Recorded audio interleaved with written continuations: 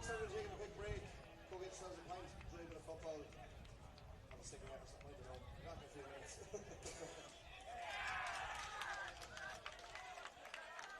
You relax yourself there, guys.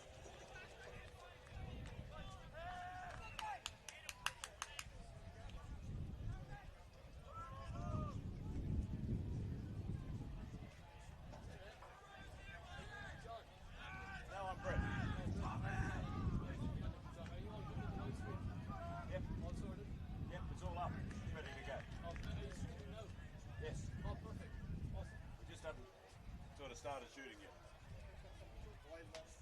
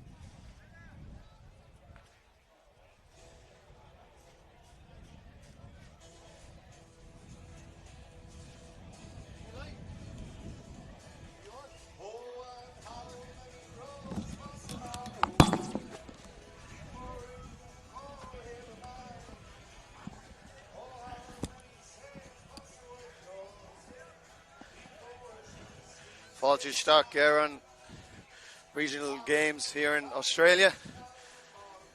Two teams involved here are in the stripes, Geelong Gales from Victoria, and in the light blue,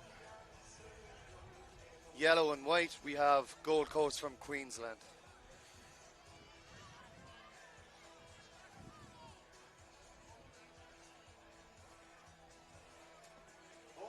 And it's a free into the Gold Coast. Just kicked wide there. And for someone who's involved there in the games, a lot of Geelong players are Australian born players. Yeah.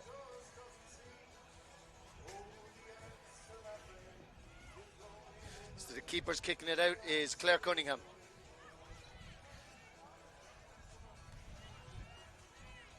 Claire Cunningham gives to Aoife O'Callaghan and she puts it over the line.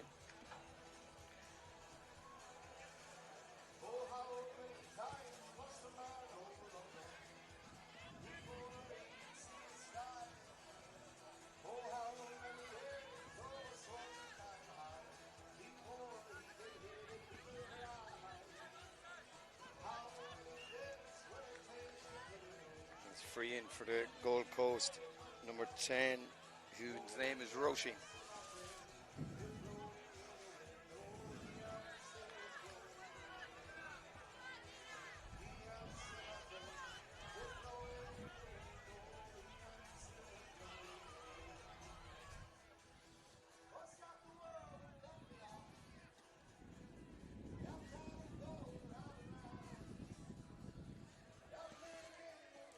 Good clear, it's kicked off the post there, Geelong player.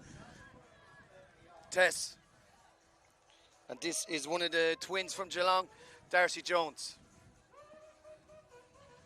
She passes it to her player.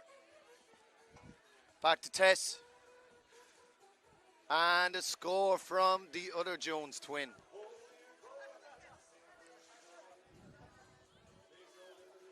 So how the regional games work, you need to have a certain amount of Australian born players if you are from a city. You have to be 50 kilometers away from a city, and if you are, you don't need as many Australian born players. So the referee is giving a foul there. It's a free for Gold Coast Gales.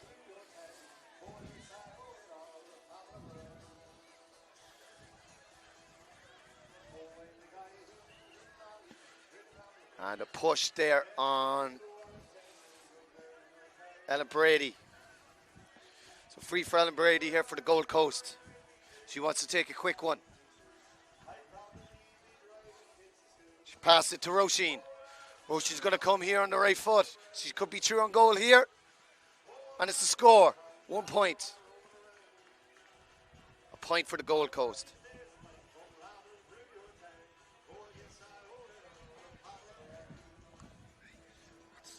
What's the name of the live streaming company again? What's the name of the live streaming company? Oh, just streaming. Rapid Spin. Rapid Spin, yeah. So guys, we're live here in Rapid Spin in the Cairns community. As number 3, Caelan Boylan, comes over here to get the ball.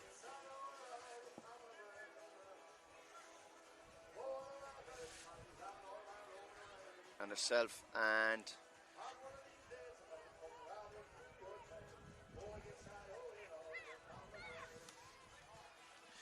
it's Tess here for Geelong. Tess has the ball.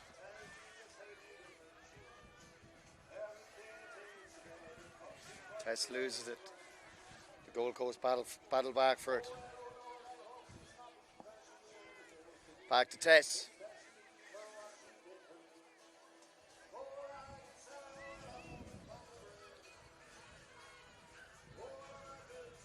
And Gold Coast come away with it.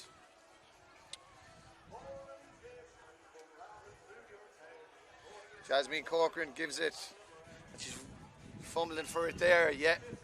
So I think with the rules for the ladies football is your knees can't be on the ground when you pick it up.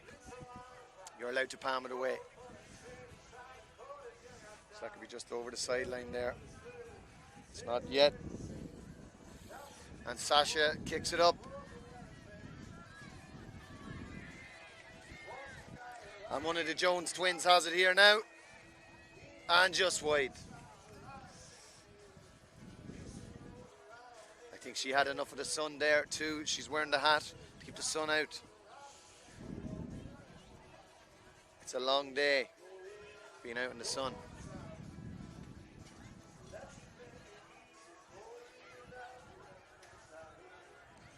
And Brady gives it across.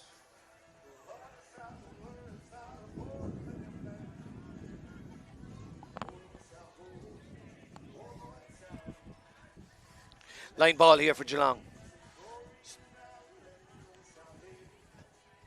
Aoife O'Callaghan gets it. Gives it back to Brady. Brady on the left. Back to Aoife O'Callaghan. Could be on for a goal here. And she takes the point. Gold Coast get another score from Aoife O'Callaghan. Great fisted point. I felt she could have taken it around the keeper, and I think we have blown now for half time.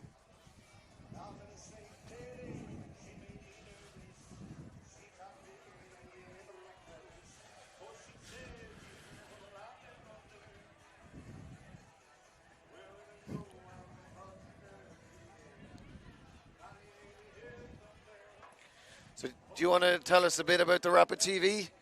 Or you know? No, it's a great streaming service, I think, for all Cairns community, for a lot of functions and events. And we're happy that they have come and helped us stream today's services. And today's, we're getting into our semi-finals and our finals. So right now we are live.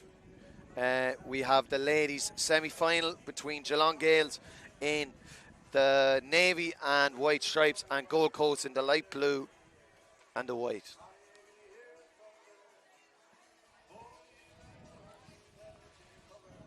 There's a range of teams here. We have teams from Townsville in the south. Maybe it's a 6 or 7 hour drive from Townsville up to Cairns. We have a team from South Australia called Flinders. We have Young Melbourne, who, as their name says, Air Oak, Young Melbourne. So the teams there, an intermediate team, Nafina. I'm not sure what state they're from. And of course, we have the Gold Coast and our host there, the Cairns Chieftains.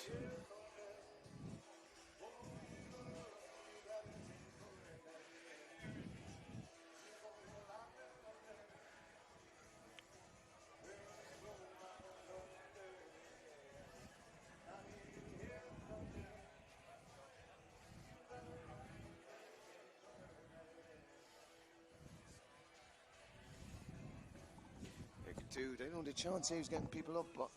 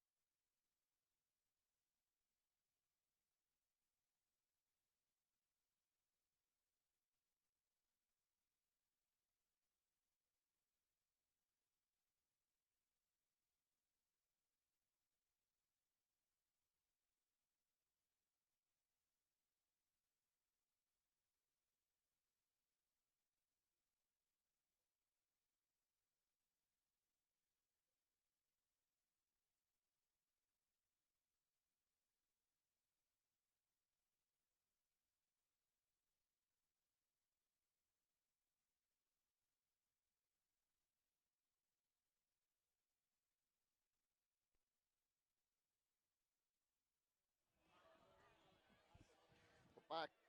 And the Gold Coast, I think Roisin has it here now for the Gold Coast. She gives it across. And it's another score for the Gold Coast.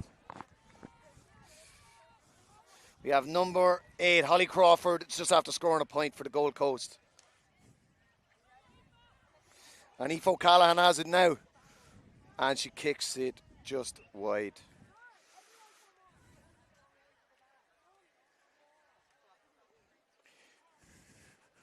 I think the Gold Coast are just ahead in this one. They've got a couple of scores. Geelong they haven't scored since I've been on commentary.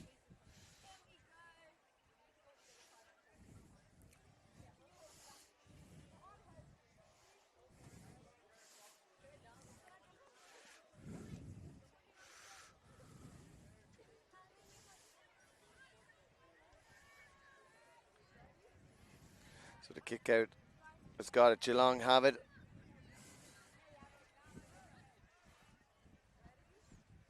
Back to Geelong keeper. Geelong keeper has been great all day. Very accurate kicks. Very solid. And she could be in line for a score here. Sasha Knox has given it over there. The Geelong player, and the ref has given a free in. Shauna Stringer for Geelong has got the free. And it's a free in. Well won free by Shauna Stringer. Gold Coast are making their case against the ref, but the ref turns them away. Keeper's taking this free and drives it over the bar. Great strong punt over the bar by the keeper. The wind, Geelong do have a slight breeze in favour in the second half. Keeper gives it out here.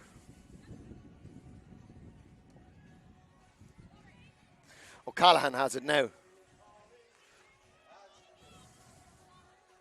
O'Callaghan to Ave. Just touched there by Geelong player. Over to Geelong keeper. Keely Jones has it here now for Geelong, or yeah, one of the Jones twins. And she gives it to her twin. Who has it now? Darcy. Darcy back to Geelong keeper. Tammy Knox. Tammy Knox has it. I think she wants a goal here. And she gets it. A goal for Geelong by the keeper, Tammy Knox, who is probably not the keeper anymore. She's been outfield for the last couple of minutes. Great goal by Tammy Knox. Geelong really piling the pressure on, and I would say they are slightly ahead. And the keeper kicks it over the sideline, putting pressure on themselves. Here, Gold Coast. This breeze. One of the Jones twins now has the ball. I'd say that was a bit short, ref. Yeah. Ball has to go 13 metres. Ball must travel more than 13 metres. I think the ref may throw it up here, I think. Yeah. So if the ball doesn't travel more than 13 metres from a sideline or a free, it is a free kick or a kick out. O'Callaghan has it now, breaking down the line. Breaks past two players. Gives it there to Roisin. Roisin has it now. Back to O'Callaghan. O'Callaghan through on goal here. Gives it across back to O'Callaghan. Goal! Gold Coast goal. Aoife O'Callaghan, great goal. Right in the corner. Out to Jones. Jones has the ball now. Passes it to our midfielder from Geelong. And she's right down now near the 21. Gives it back to Tess. Tess has the ball now. Through on goal. Fist pass across the box. And maybe a goal here. Yes, goal. Goal Geelong. Shauna Stringer with a goal there for Geelong. Puts it in the bottom left-hand corner. It's goal for goal here. Tit for tat. It's really opened up here in the second half in the ladies' semi-final. And Geelong back to Shauna Stringer again. To Tess. Goal! Blasted over the keeper. Another goal for Geelong. Gold Coast are coming under pressure here and really need a little small piece of possession or another goal, I would say. Geelong have, opened this game up in the second half, and yet they're really struggling to get the ball out here, Geelong. And Tess has another goal. Surely a hat-trick for Tess. Tess to God. And she's playing like a goddess, you would say.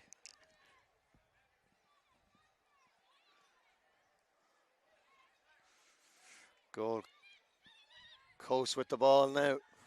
A good tackle.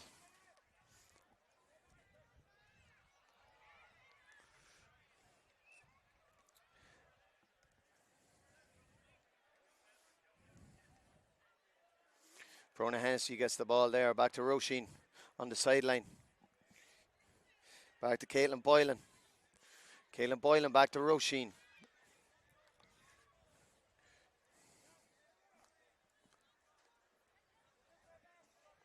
And Jasmine has the ball here for Gold Coast. Jasmine Cameron. Pass it back to Caitlin Boylan. Caitlin Boylan with a sidestep. Over to Roisin. Do we need a goal here? Oh! Just right across the face of goal and hits the football on the side. Gold Coast really needed that goal to get back in the game. It's the ball down to Tess, but I think, yes, she was waiting for the ball, but I think it will be a Geelong sideline. Tess has the ball here on the sideline. Gives it back to Knox.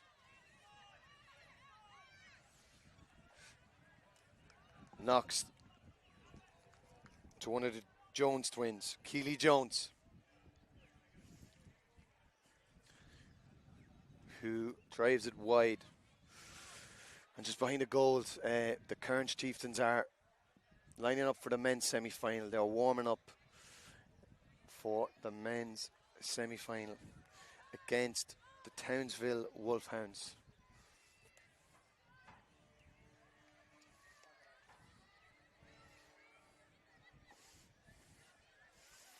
O'Callaghan, who's been playing great here in the second half, very strong at driving forward. O'Callaghan gives it on. What a save. What a save by the keeper.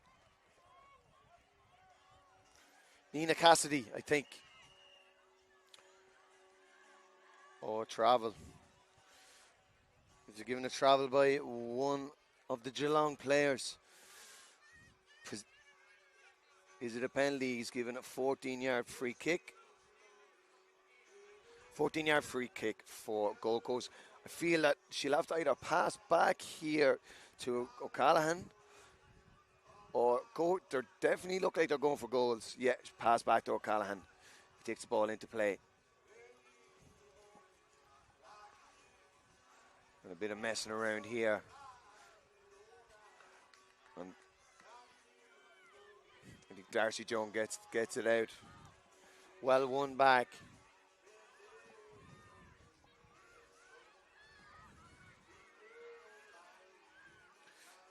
O'Callaghan here fighting for possession. They really want to fight for a goal. Could that be a charge? Maybe I felt it was a bit of a charge there. But Gold Coast get the goal. Could that be Holly Crawford who got the goal? Great goal. Maybe I would say Geelong are just a couple of points ahead.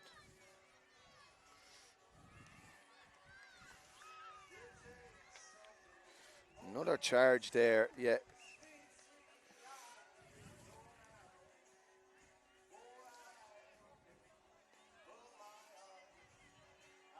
Keeper has the ball. Knox here. Tammy Knox. Gives it across. Tess has it now.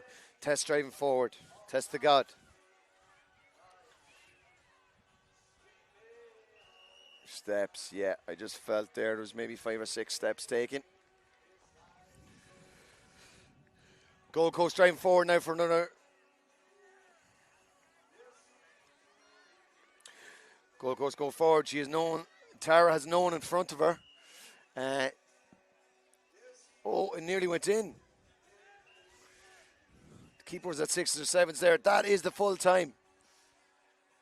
I don't think even the players know who won. And there seems to be no one celebrating earlier. Do we have a draw match? I think doesn't seem like there's anyone celebrating. Do we have a draw match on our hands here? In that we need a small bout of extra time. No. Shaking hands. No one's celebrating unless maybe some of them want the day to be over and that they can go over here to our lovely live music and maybe enjoy the finals. But teams don't seem to be leaving either, so I think this game is going to extra time.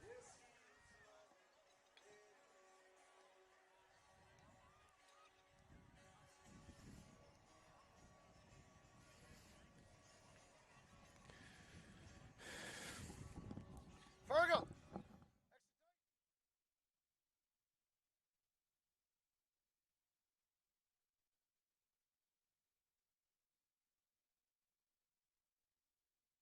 We were right there from our guessing, so no teams are celebrating. It is now down to extra time. And I am actually unsure of what is going to happen myself. It's usually probably another 5 minutes. There is a golden score. How long's extra time?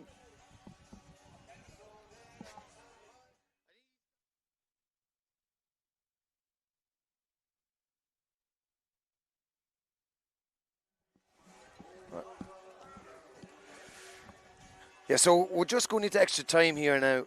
So it'll just be a shorter couple of minutes. And the referee has actually gone in to confirm. Yeah, it's probably something that wasn't needed, but yeah. The 10 minutes were up. He did do the right thing. Some refs might have just played until the next score. Kind of like a golden score. But it was a draw match. 5 minutes a half, extra time.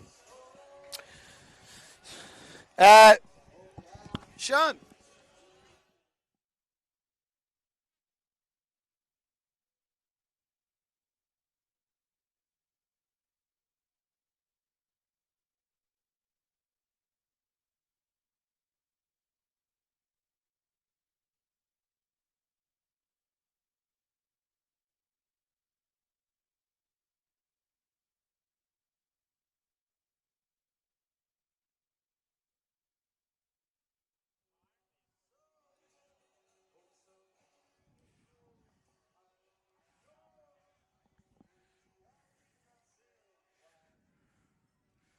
Extra time here. Overtime. Extra time. I don't think they don't have it in the AFL. The game just ends as a draw. It's probably something which Gaelic football is probably taken from soccer and other sports. So Gaelic football has now even adopted, if it is a draw even after extra time, it goes to penalties, similar to the soccer. So I don't know how that would work in Australia with grand finals. If it keeps being a draw, is it it's still just repeat game? Is it a game again? Yeah. So we might get some penalties here if it is a draw after extra time. So we're into extra time. If you can just see behind, there's a lot of sponsors here. We have our Michael Healy, our MP. A lot of sponsors for the event in place around Cairns. We have the Cairns Colonial Club, who is just on the screen. There's some alcohol providers. There's O'Neill's, who are, they're in Australia. They are a sporting company. We have Matzo's in Broome and the Sunshine Coast. Got some golf companies. You know, a lot of people contributing to this event. Watson's, Mission Beast Resort. We'd like to thank all these companies who have contributed to this tournament and who have, you know, given money to fund. So they've given maybe, you know, deals in their adventure companies and help the people out. So Gold Coast have the ball now.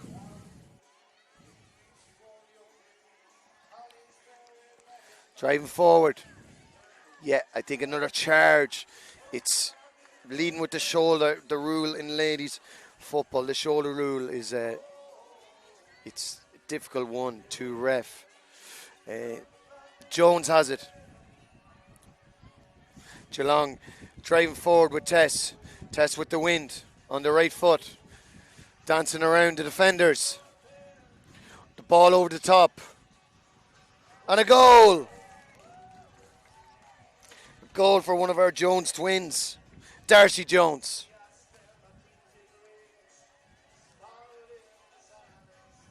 Darcy Jones with the goal, and Geelong are 3 up in extra time. Gold Coast have it now. Tara drives it forward to Roisin.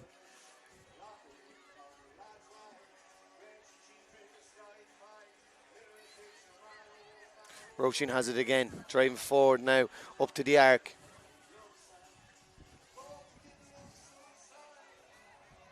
Holly Crawford gives it back. Holly Crawford has it again now. And a draw match. Goal each in extra time here for our two teams.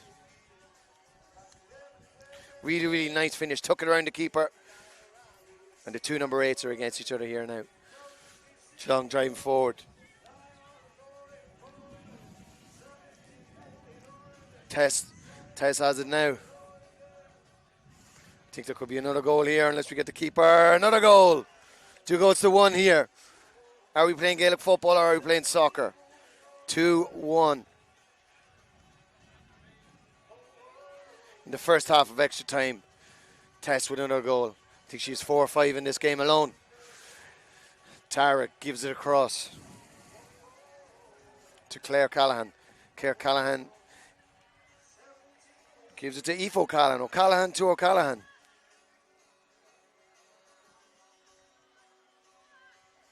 And Roisin has it now. Just on the far side, Ryan Roisin gets around the defender.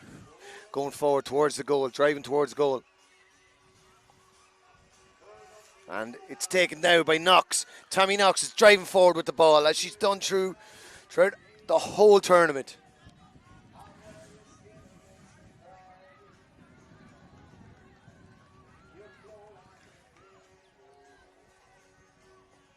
Sammy Stevens just lost the ball there. The Gold Coast have it again. Tara has it now for the Gold Coast Gales. Gold Coast Gales moving forward here.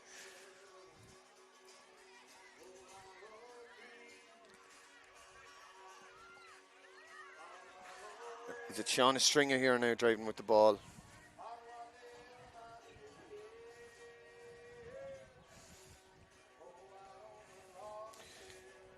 And Darcy Jones has it, and I think she could kick it over the ball. So Geelong lead by 4. Another point from Darcy Jones. The Jones twins.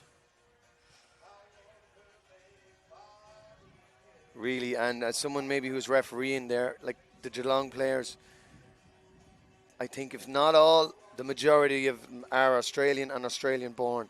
And it's great to see them here in the regional games. This is why this thing was developed, is to get our Australian born players invested in Gaelic games.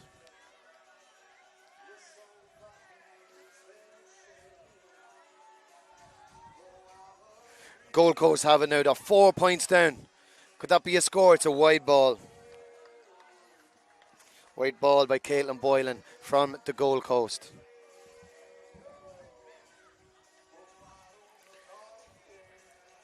The keeper's taking her time in the first half of extra time. Geelong are up by 4 points here.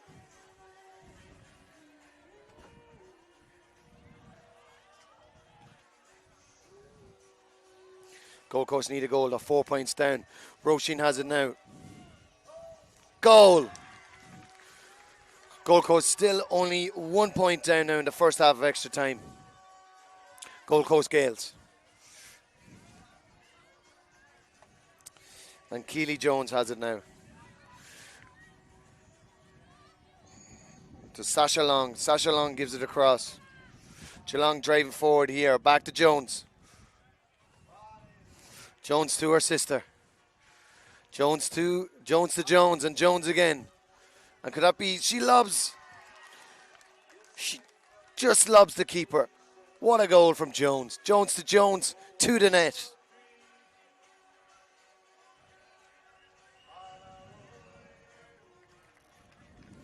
So, with that, was it just 5 minutes or was it 5 minutes and a half?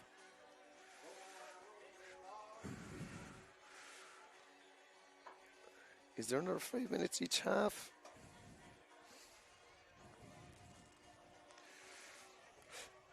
I think there's another half, and Geelong would lead by 4 points. Geelong by 4, I have it. There's a few goals scored there. Gold Coast Gales scored 2 goals, and Geelong have 3 goals and a point in this half. The Jones twins wreaking havoc against Gold Coast. And I think the reward for players that are coming here, the reward may be a trip to Ireland for them, where they get to represent Australia in the World Games in Ireland. So that's a great incentive for anyone playing well here today. They may be scouted and they'll get a trip to Ireland and represent their region and their country.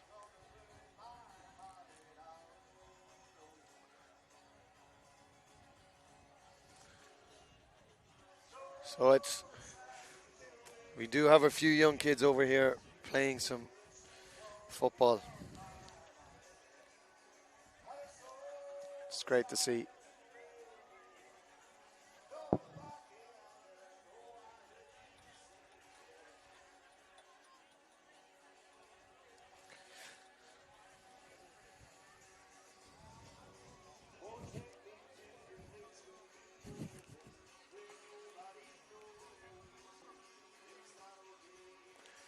So both the Cairns Chieftain and Townsville, who are supposed to be playing in the semi-final.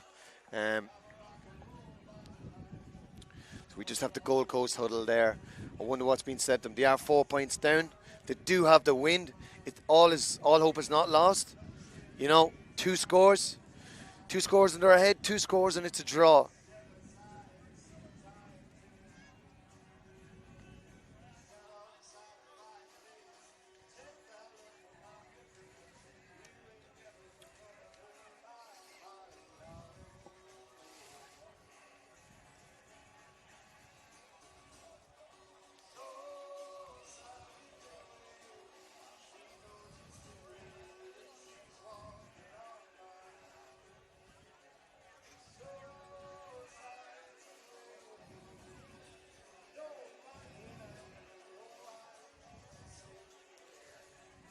We're starting for the second half. Geelong lead by 4 points. They are playing against the wind. Gold Coast down by 4. They do have that bit of a breeze blowing from left to right as we see it here. Ref throws it up. O'Callaghan drives forward. They are 4 points. O'Callaghan to Boylan. Boylan, 3 points in it now. Boylan hits the score for the Gold Coast Gales, and there's only 3 in it.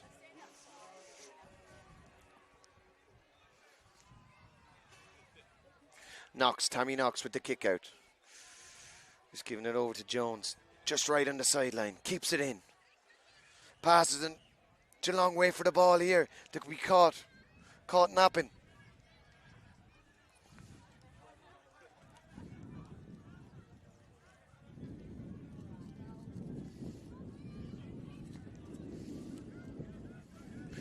Jones has it again. Oh, she's trying on outside of the right there. Or as they call it over here, I think they call it the banana. Trying a banana there, kick. Keeper drives the ball, goes nearly the full length of the pitch, and Boylan chases it down. And Sasha Long has it. Sasha Long passes it to Geelong player. Drives forward.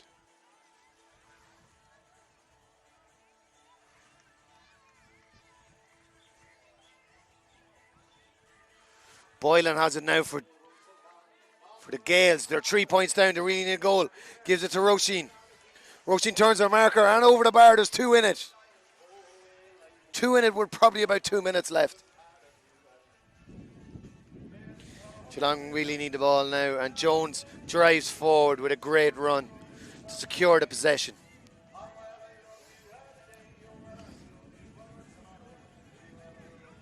Playing it on. I think this stopped. They heard the whistle on the other pitch. Jones has it now. And Tess fights for the ball, fights for possession and wins it. And a great save by the keeper. To Jones. And another super save by the keeper. What a save. Keeping them in it. There's 2 points in it. Gold Coast are only down by 2 points. It's probably less than 2 minutes left. And Geelong will take their time with this 45.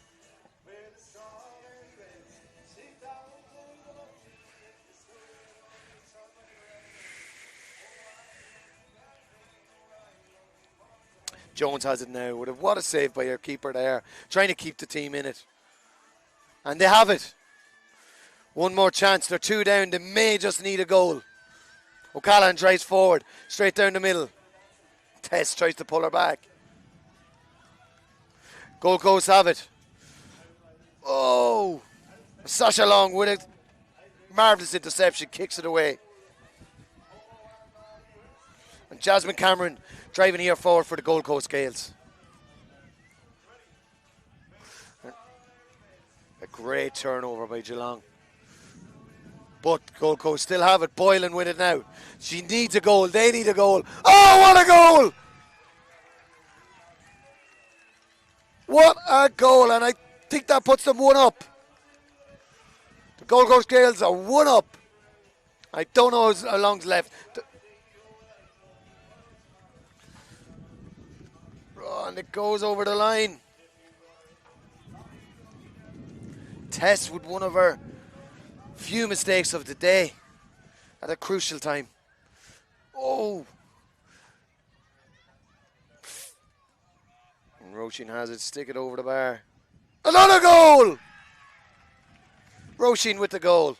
It surely puts the Gold Coast into the final now in our extra time. Semi-final, Gold Coast, who probably thought they were dead and buried. Maybe Geelong probably thought they were through. And they were going through the motions.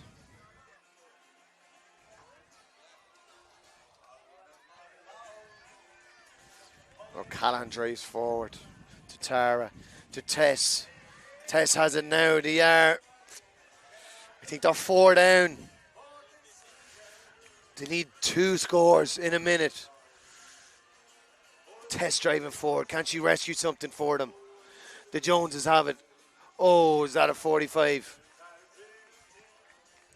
Great defending by Gold Coast Gales. Number 4 for the Gold Coast.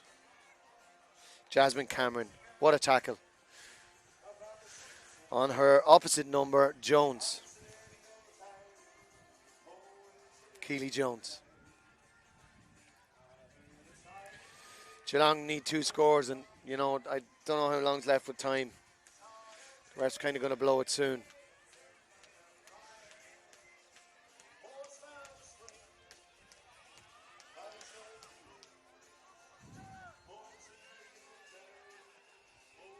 That's a score.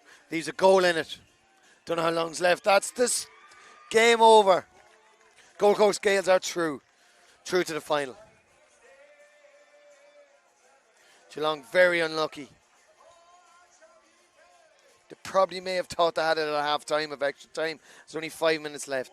But the Gold Coast came out and got 3 goals.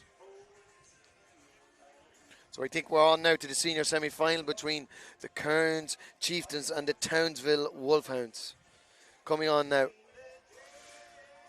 Pitch 1.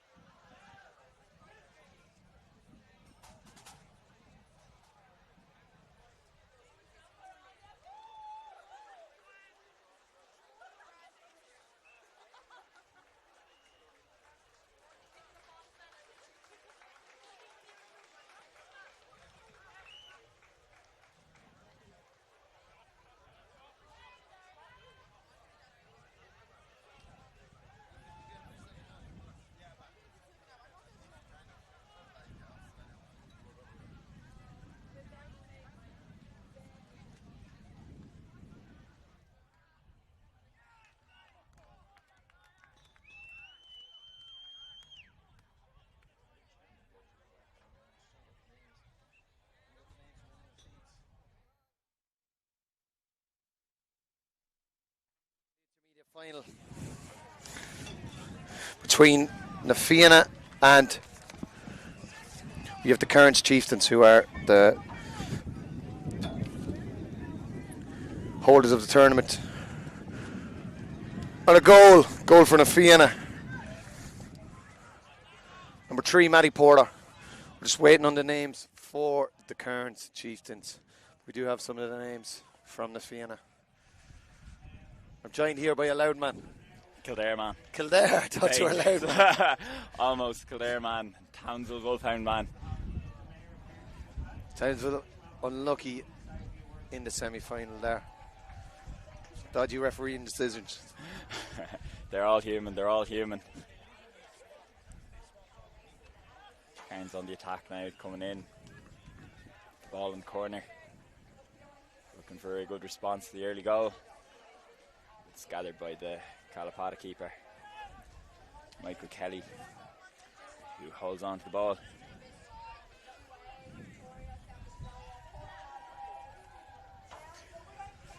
Paddy, how did you enjoy the tournament today? Or what did you feel the good things and the bad things were that went on? The tournament is fantastic. The grounds, particularly today, the pitches are like an absolute carpet. The setting in Cairns, North Queensland, is fantastic, and North Queensland is itself brand new to GAA, with 3 teams after popping up in the last 3 years. Yeah. So fair play to everybody involved in, organising the games, and this is a great competition for showcasing the individuals who kind of put themselves out there to, bring a bit of Irishness to random pockets of Australia where didn't exist beforehand, and it's on display in force today. So definitely a fantastic competition, fantastically organised. I'd like to be in the final myself. Looking forward to a final. As Kalapata here are looking to win theirs with a shot on goal, it trickles wide. Paddy Clark just kicks it wide on his left foot. Great effort. I think there is a goal each, or do we have just a goal for Kalpata?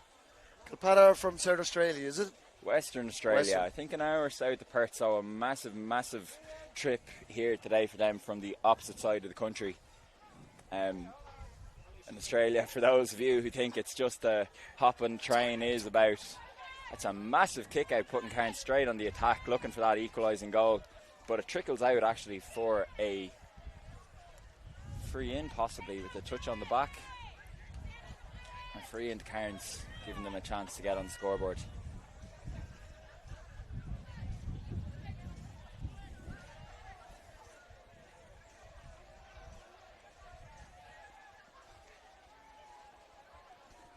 And how long you've been in Townsville now, Paddy? How long have you been there? You were down in Melbourne for a while, and you've moved up here? Is a job up here? There's good work in Townsville, good weather especially. When it gets cold and wet, we're really chasing the sun, us Irish in Australia, and it definitely isn't sunny in Melbourne in June. So follow it round up to sunny North Queensland, where those winter months don't really exist. It's a lovely place, Townsville, as well, and you know what, the Gaelic Football Club is an added bonus. So shout out to all the lads who were involved in founding that and giving us Townsville Wolfhounds. Townsville Wolfhounds, of course. And as the saying goes, Ireland would be a great country if you could just put a roof on it. If you could just put a roof on it, absolutely. You wouldn't mind a roof on that shot either. It was way wide, possibly out for a sideline ball. That shot would have hit the roof. It would have. In the marvel. And then Cairns come on the counter-attack again, having worked a short kick out. And it's interesting the different tactics that can be deployed in seventh. It's very pure football with end-to-end attacking, really, but sometimes teams sit off and allow short kickouts to be gotten away. Other times it's really classic football like you might have seen in the 90s, where it's just man to man, attack defend. Yeah, the new rules I think have definitely showcased the attacking football. Yeah, of course, absolutely. You're seeing that in the 15s game for sure, and it's just making its way into and what should have been a tap over free kick for Cairns has just fallen short into the keeper's hands. And Kalpata are on the counter-attack. Kalpata coming forward here with number 11, Scotty Shear. Another man who moved over to do his regional work from Melbourne. Shout out to St. Kevin's GAA, where we played together. Okay. So he'll be Kevin's man. He is Kevin's man, and he swings that one on the left.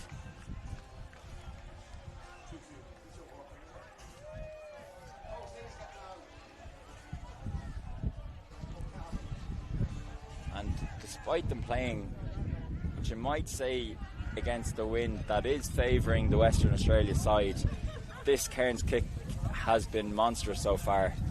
The last one, Great kick. almost going out over the side end Does line. look like some sort of soccer keeper or something. I think so. A Welshman, I believe, if memory serves, from last year when we played against them. Ben Madigan. Is this the Scotty? It's a great ball. Scotty puts a 2-on-1 together. He sells us. It's a great finish into the bottom left corner. It's a great finish, and Katapala Scotty extending their Shears lead. sends it straight into the corner with a goal for Kalpata. Definitely had them at about at least 2-1, was I it? reckon 2-1 to a point.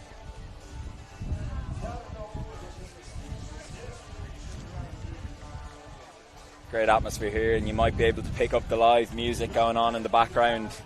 And with most teams, out of the competitions at this stage, people are really starting to enjoy the atmosphere and the good weather.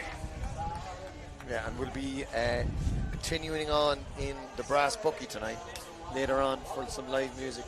Absolutely, and you know what? For those of us who aren't going home tomorrow, I think they're going to put on the Irish Hungry game in Gilligan's tomorrow, so it can be a long weekend of fun up in North Queensland. Great incentive to get back here, and it's a great crossfield ball, dangerous, putting the Katapala in, number 13 Chris in. Cassidy. Chris Cassidy gives it to LeBron Dylan Russell, number 23. Dylan Russell gives it away. I think the wind just took that away from him. The Cairns are on the attack here. Cairns really do need a goal. A bit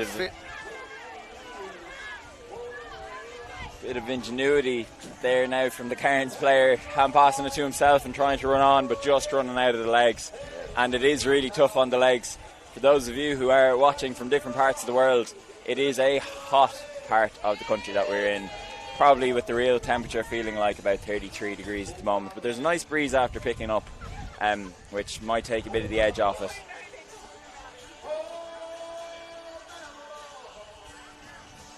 Cairns have the ball now, and it's a sideline. I think this guy's shaping up. He's shaping up for a score here. And the wind pulls it.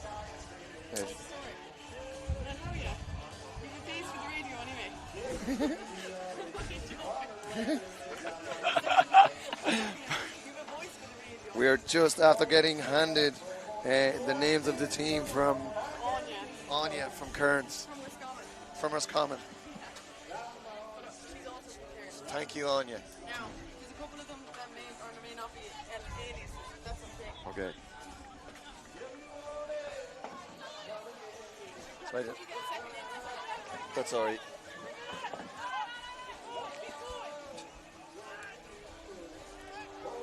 So Ryan has the ball there, back to the keeper, Andrew Bell. Andrew Bell on the attack, and we heard that he's a Welshman.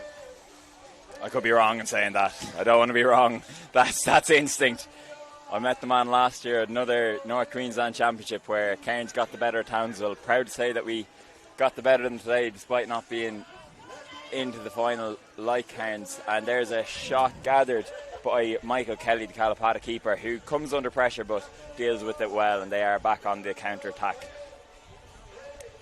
A good high press from Cairns there that is well dealt with by Kalapata, who are coming out with Chris Cassidy. Right, a tackle here. Threatening ball into Matt Porter, who piles it over the bar and looks like he's injured himself in the process. He's gesturing to the sideline. Let's hope that's nothing too bad. I see his knee is strapped. Hopefully just a cramp from, from the long days. Day. Could be his final action of the game. And the referee's handing out, it seems to be a yellow card here. Is it? Or is he just noting the score? Number 10. So that could be half time as well. Yeah, just noting the score, which I don't have to hand. I'm sorry to say. We can, we'll run down, get the score off the ref. Second half. Yeah.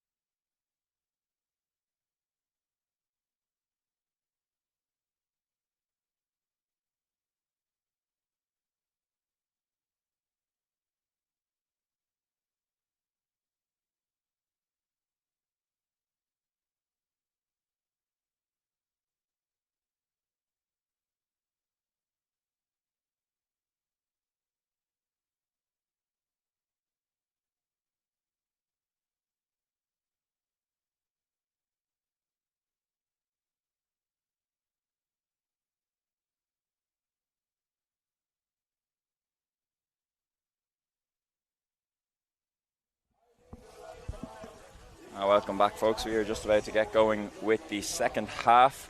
At half time, it is 2-2 to Nafina Kalapara and 1-1 to Cairns. So the Western Australian team are 4 points ahead at the half-time break.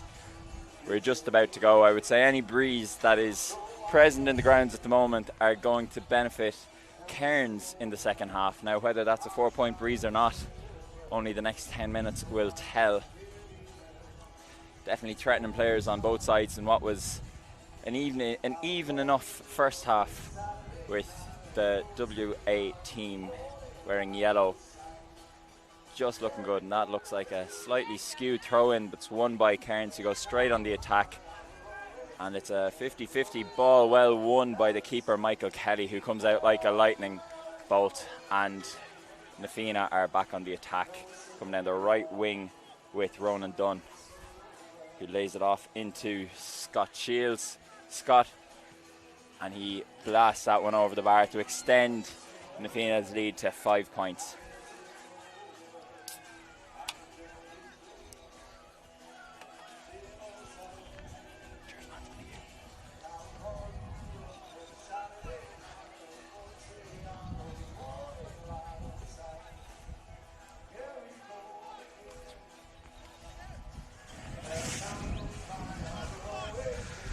Cairns taking up time here with the kick out with Andrew Bell. We're going to call him a Welshman as we with a follow through with that, and he's going to kick this ball. Looks like he's going to kick the ball to Wales as well. Oh, and a second ball comes flying onto the pitch out of nowhere, delaying Andrew's kick. And for a man with such a big kick of the ball, kind of got under that one a little bit, but it's working out well because it's right on the money with where Cairns are, and a fist the ball in has put Cairns in potentially dangerous position. Looking like it's been well defended by Nafina, who win the free out for a foot in as he was going down on the ball. And it's given to the goalkeeper to take it.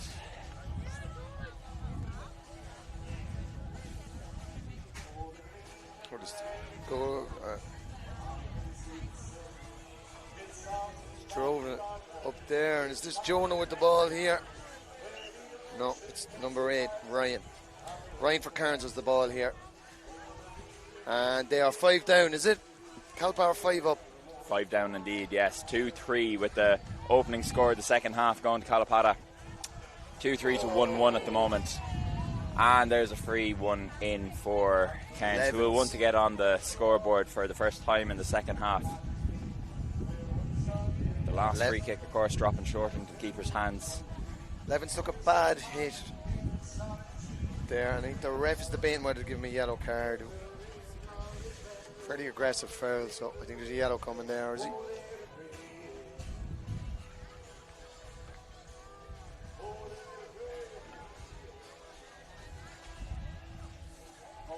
Yeah. I think there was a mix-up in the rules where, you know, I think he thought he was the same bin, but I don't know. I think it's... Oh, and it's a bad wide for Cairns. You're going to want to start executing these chances. Stay in the game. Front of the post from the 21, it just goes to the right and wide. A punt kick gives possession back to Nafina from a kick out. Calpa are just going to take their time, I feel, with this. The keeper is, you know, he's happy enough there.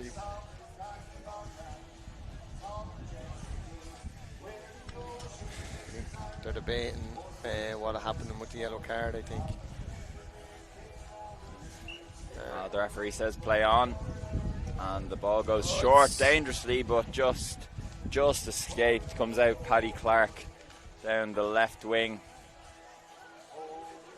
And Fina hold the ball in the middle, back to Clark.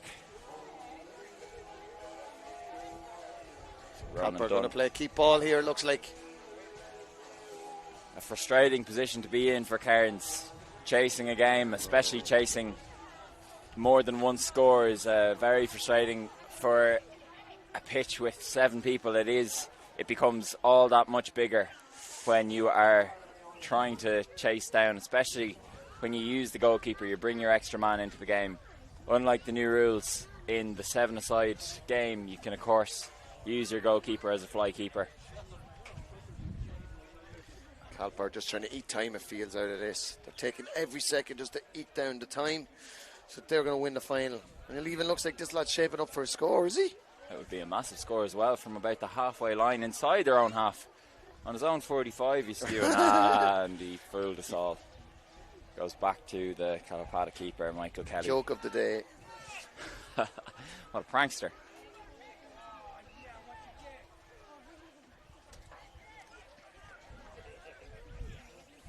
Just going to go over the sideline. Jonas trying to chase back.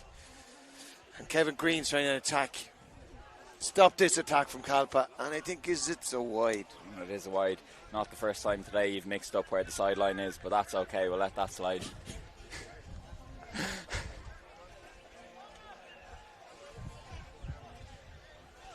5 up, I have it. Calpa are still 5 up. Probably about 4 minutes into the second half. The intermediate final. With an easy stroke of the ball from a kick out from Cairns puts them right on the attack. Just playing with the ball outside the D, and they are an extra man up if they can penetrate. Another wide. Cairns just not taking their opportunities here. They'll feel, they played so well in the second half, and they could have 2 chances there, and there would have been only 3 points down, but they're missing these crucial chances. That's the way it seems to be going, and this has been an excellent performance so far from number 1 in goals, Michael Kelly, who finds his man, Scott Shields, who's running down, bearing down on goals. He has support inside, and it is a great save by the great keeper. Save from Cairns. Andrew Bell with a top-class save. Oh, it's still there. He done everything goal right. For Calipata. They did well to put the pressure on the keeper, Andrew Bell, who pulled off a world-class save. But it is another goal for the WA team, who moved their lead into 8 points and are really in the driving seat for this intermediate championship final.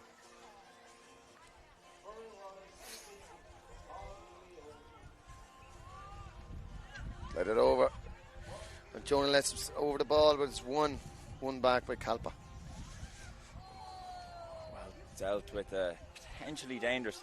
Those long kickouts in on top of the D, in on top of the opposition keeper, have been dangerous, but Calipata, in fairness, have been feeling really, really well. Michael Kelly holds the ball under absolutely no pressure whatsoever. And as Cairns push up, creates the overlap. And Calipata move away. And it's a good interception from Cairns, who might get a counter-attacking opportunity on this. Nicky McBride with a fantastic interception and gives it back to Kevin Green. Kevin Green, back to Kevin Green again. Pushing the back there? No. The ref says no. And Calipata break out. It's great support for Cairns here. You could see when the turnover, you could hear a roar to our right. The covered seating area is full of the Cairns ladies team and supporters. Andrew Bell doing the soccer style. Giving it to Ryan. Ryan drives down the middle.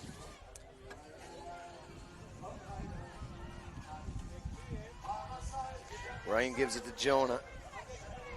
Chance on goal. Oh, looks like a good was it save. a save? Well, Or did it save. hit The referee post? is waving it wide. I thought it was a good save from The umpires put his hand up. Kelly. Cairns seem to think it's a 45 as well, as they run I think the ref, adamantly towards a 45. yeah. The referee is obliging. I thought it was a save as well, and a very good save too by Calipata keeper Michael Kelly, who has been excellent all day. Tom Burke Cairns. driving forward here. Heavily involved with the Cairns club. Well dealt with by Ben Madigan. And Calipata come back on the counter-attack, working it out from their own half. You'll notice Cairns' goal is empty as Andrew Bell is tracking back. He came up to maybe take that 45 that went short. And we might have a small little break here as there's a Calipata man down holding his head. I think that could be Matty Porter. It's a long day, and I'm sure.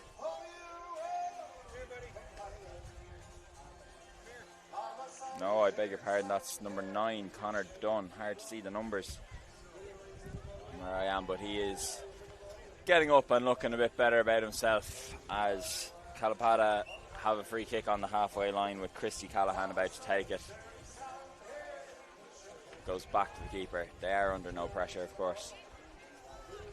8 points up at this stage. Cairns will need to just push up. Andrew Bell is, I think he's coming up there, so he just needs to do that because they're 8 points down and they need to find something. They need to get the ball. Yeah, when you're playing against a keeper who gets involved in the play, you are a man down, and sometimes at the risk of leaving your goals open, you need to take that risk at this stage. Cairns are at that stage where they need to take the risk as they win a free kick inside. They go short in pursuit of a goal or working a goal opportunity. They're now on the 21 with a shot, and it's saved to the right. Michael Kelly, Calipata coming back out with the ball as they have done so well this half. That is it. The game's over. Calipata are a winner. Western Australia are intermediate winners in the regional. The team that have travelled the furthest to come to this competition, and you can see what it means to them as they actually, it's great to see, and fair play to everyone involved in Calipata and Cairns likewise. They're delighted. Players are very happy to be winning there, and I don't know, Paddy, if you're going to pick something there for, Layup na Himmerka, who would you be picking there on the Calipata team? Cap Meguil, Ivra Hain, Michael Kelly on Coolgoira. The goalkeeper for Calipata I thought was solid as in the second half. Game. In the second half especially. A few great performances. Scott Shield, my man. Yeah. Connor Dunn, Christy Callahan, all putting in great shifts. I would go for number one, Michael Kelly, personally. I think, I agree. Cairns just couldn't get score in the second half. He made a few important saves. There's a good save at the end. Worked the ball well out as well. It was a great outlet, and you could see that the Calipata team put great trust in him. They went back often, and he was the outball. He broke the lines. He came out of the defence. I thought he put in a great performance with good saves as well. I think man of the match today for me is number one for Calipata, Michael Kelly. So I think we might be going to the ladies intermediate final now, and it looks like it's Flinders, or maybe is it the senior final? I can see Flinders warming up there, but I don't see any other team. So I think we're there. If we can just get focus on the lads there, they are doing a little dance. Trampiolis. Oh, oh. And rightly they should celebrate. They put a massive effort in today and a massive effort to come here. Absolutely. How many thousand miles do you think it is to Perth, or even beyond Perth? Beyond Perth, I think it's the far side of Perth from here. 4,000? 4,000 miles possibly is. It's a huge distance anyways. A great commitment from all of them, and they clearly have a big panel, a full squad, and it is huge for small regional teams to be able to pull together so many lads, of course supporters, selectors, and make this occasion. It is fantastic. It's a fantastic achievement for them to come and not just show up in the numbers that they did, but also to win with a very, very impressive performance in the final. Yeah, and I think maybe it does look like we have the youth, the young people playing here now in front of us, and there's an exhibition match, it looks like, of hurling and camogie and Gaelic football, but I think it's more so hurling and camogie here. We have our Dini Yoga, our young people here playing, showcasing their skills. I think they're happy. They're happy enough with the Gaelic games here in North Queensland, and they're extending that from not just football, but they're trying to get hurling involved too here. Absolutely, it's a great advertisement for the games, and being able to host this competition up in Cairns, that does put it on display. The Cairns teams have a huge number of players from the local club whose grounds we're using. The North Cairns Tigers represented today on this team, so it's great to have the local interest in the Gaelic games as well, as we also establish a community for the Irish people up in this corner of Australia that had never seen Gaelic games beforehand. In the last 3 years, with Cairns being established in 2023, Townsville Wolfhounds in 2024, and this year brought in the 4 Mile Club from Port Douglas. So it has really gone from strength to strength, and you can see the crowd here today is excellent, the pitch is excellent, and it is fantastic to have another stronghold for Gaelic games being North Queensland.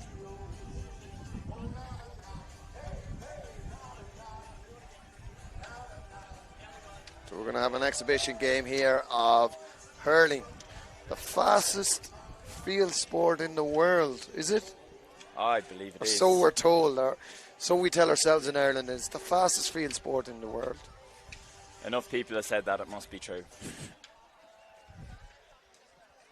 It's a very, very, very small sideline here in this development, and they're just setting up the 2 teams here and having a bit of an exhibition game here. We can see the players are there in blue, and we've got so they're doing some stick work there to, strengthen their wrists, because your wrists are, I don't know, how is your hurling, Paddy, or have you played some hurling in Kildare? Not personally. Naas are moving very well. They're an exquisite club in the Leinster Senior semi-finals upcoming, but in my pocket of Kildare and Ballymore Eustace, there's not a huge amount of hurling, unfortunately. As of yet, we're a footballing stronghold, if you want to say that. Yeah. But yeah, not a huge amount of hurling, but it's hard to argue with the skill and the speed, the intuition, how fantastic the game is. One of the ones that I wish I had a bit more involvement in. They're celebrating there. Continue to celebrate as they walk off the pitch, giving us a few thumbs up, and fair play to them. A well deserved celebration it is.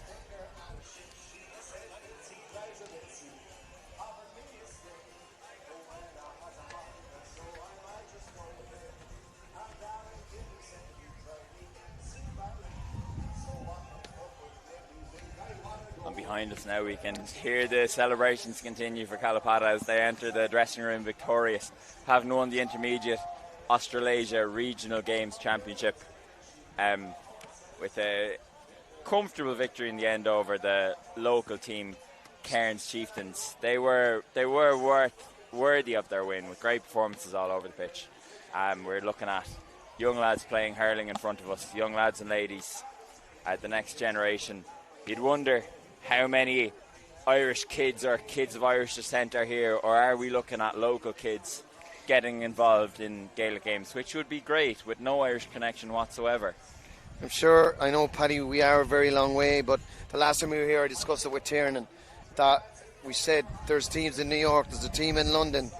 When is it going to come that there may be a team, an Australian team, that might enter the Gaelic Championship, and how good would that be? But I'm not sure with mileage, or if we get some faster planes. Maybe not in our lifetime, but maybe not in our lifetime. But my God, there's a very, very competitive Gaelic football scene here in Australia at the moment, as can be expected with the numbers of Irish that are out and over here. But it is fantastic to see our games in our community alive and well and put on display on days like this. But wouldn't it be great to see an Australian representative in the GAA? 34th team. A 34 team. I know Kilkenny are there, but they don't take part.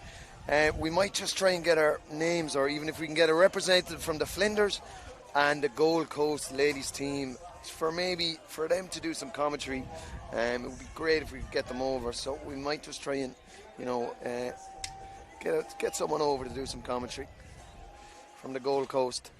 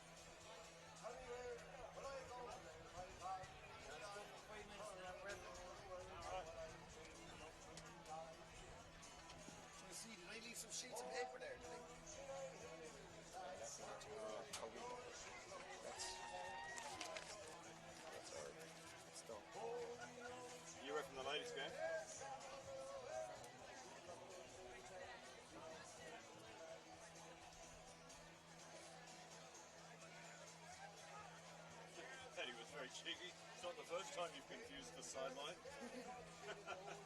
Saying that because I was refereeing. Yeah, that's right. Are you going to do some commentary? I don't want to at all, but I will. Do you know the players and the names? Flinders ladies? I know some of them, yeah. Yeah, geez, that'd be great. Talk about what happened on the day and he played well and you know where they're from. I have a little bit of information there. My wife is stuttering and stumbling and cursing. You allowed cursing, right? So try not to. Come on.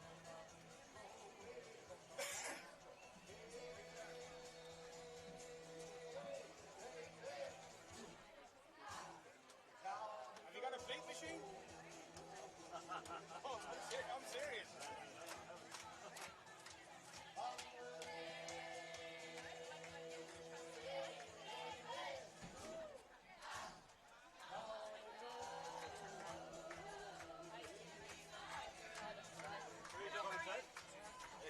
Where are you going? No cursing. Yes, that's what I'm saying. There better not be a curse word out of your mouth. No pressure on no cursing. You need to say it, say sugar. You say sugar. You got the... All right. Who's doing your thing? Me? I'm doing both. We're doing both. I don't know. I need to... Yeah, I know some of them. Is your man coming up as well? He's refereeing. Where'd he go? I need some from video. Shall we, Legs there. You step back.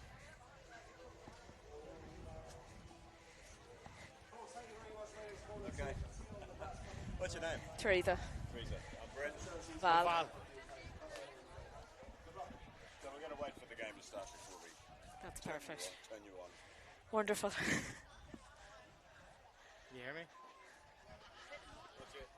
Teresa, can you hear me? Not through this, no. Can you hear me I through can hear this? you. Oh. Hello? Say, Oh, hang on. I can't hear you.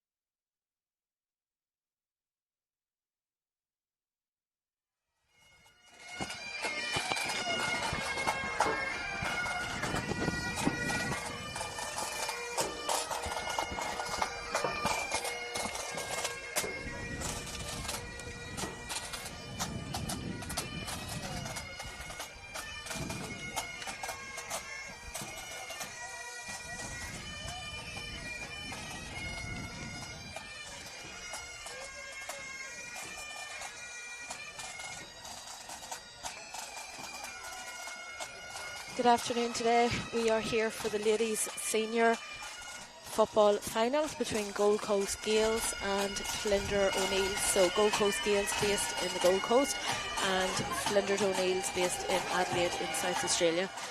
Looking forward to a very competitive game. The semi-final between Geelong and Gold Coast Gaels went to extra time, so I'm sure the Gaels girls' legs, we're hoping they're going to hold up for this final. And looking forward to a really good match. My name is Teresa. I am the Australasia Secretary, and I am joined by Val. hello, how are you? I'm And- Val Ward. I'm from South Australia myself. I'm the Flinders O'Neills men's coach. Very excited to watch this game. It should be a lot of fun. We're going to have our national anthems.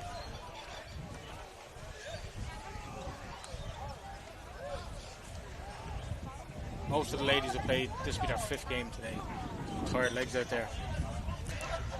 In a lovely 30-degree day with over 60% humidity.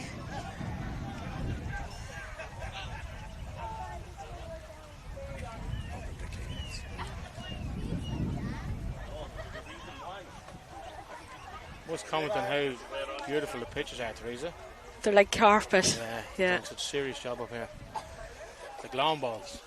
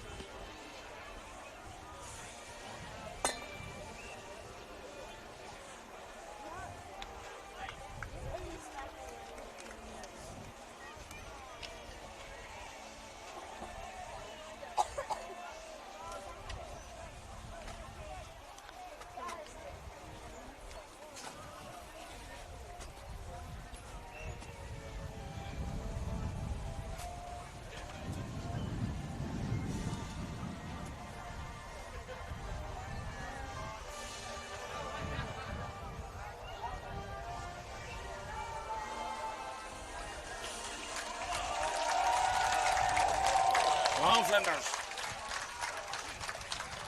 We're going to have a lovely neutral commentary today.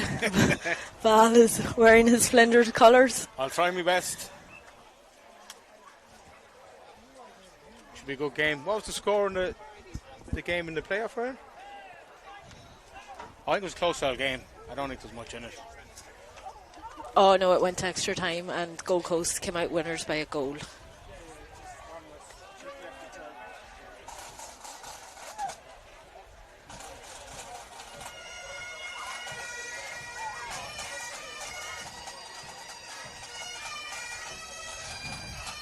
No, a great setup by Cairns Chieftains this weekend. Plenty of organisation happening. Pitches looking in absolutely unbelievable condition. Food provided. I think the Colonial Club next door have every single team, bar one, staying. So every team's been mingling and becoming the best of friends this weekend. Live music all day. It's great organisation, just the game's been rolling into one another. Very proud of what they're doing up here. And for 3 years ago to think that the club was only forming again.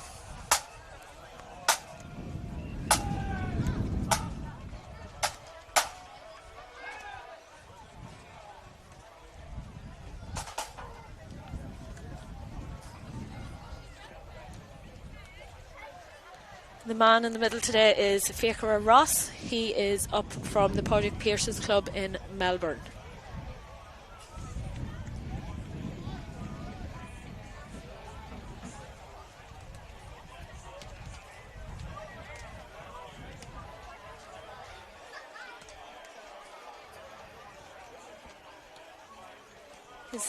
I think it's his 8th game of the day. Bit of a wind picking up here now. Yeah, so on your screens from left to right, there is a bit of a breeze. I don't know if the players will overly be complaining about think having like that it bit now. of air. Yeah. So we'll list the team for Gold Coast. Number 1, Kate Shanahan. Number 2, Brona Hennessy. Number 3, Caitlin Boylan. Number 4, Jasmine Cameron. Number 5, Claire Cunningham. Number 6, Cara O'Dwyer. Number 7, Emma Murray. Number 8, Holly Crawford. Number 9, Circa Corcoran. Number 10, Roisin Cairns. Number 11, Aoife O'Callaghan. Number 12, Aisling Dooley. Number 13, Ellen Brady. Number 14, Einat Scanlon. And the Bannister, or the manager for Gold Coast Gaels today, is Clara Fitzpatrick. And some of you might know her. Clara is from County Down. She formerly played with Sinn Féin. She's represented Australasia at the World Games, and she is currently playing AFLW for the Gold Coast Suns. Val, if you want to do the Flinders team. You go for it. So we've got number 3, Kat Reynolds. Number 5, Lauren Frost. Number 6, Reid Ballinger. Number 7, Eleni Vanakis. Number 8, Kat Hamill. Number 9, Lauren Saunders. Number 15, Sienna Coveney. Number 17, Olivia Bramley. Number 18, Gabby Bentley. Number 19, Olivia Callio. 21, Kelly Foreman. And 24, Erica Carrat. And we're off. Gold Coast to get first possession. Cara O'Dwyer on the ball. Left foot in. And Sienna has picked it up nicely. Sienna, actually, funny enough, is moved up to the Gold Coast, so she has just recently moved up. However, Flinders are her club, so she will know these Gold Coast players quite well, having been spending a few training sessions with them in the run-up to the games. So it'll be interesting to see how that dynamic plays out. Sienna is the current South Australian Player of the Year. I think she won the 2025 State Games Player of the Year, and she might have won the 23 World Games Player of the Year. Yeah. She's a superstar. So all the Gold Coast teams should be trying to get her. And Gold Coast have cleaned up nicely in the back. And number 14 now, Einat Scanlon on the ball. There's Catherine Hamill coming through. Catherine actually broke 2 fingers in the last game. She's taped them up. She's from Antrim at home. Started playing Gaelic football only 4 or 5 years ago. She's a Camogie girl growing up. Started playing Gaelic in Liverpool 5 years ago. 2 teams just sounding each other out.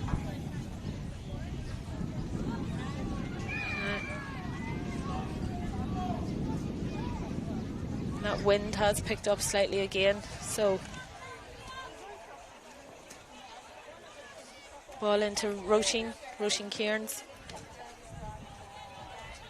And back to Brona Hennessy. Brona Hennessy is playing for a couple of seasons now with Gaels. A familiar name. No pressure, Catherine.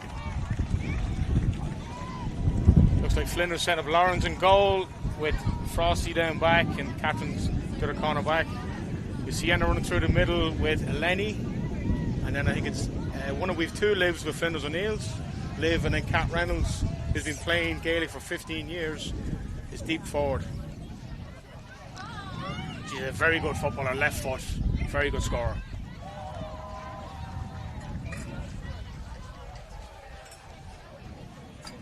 Still nil-all here. Flinders getting their shape.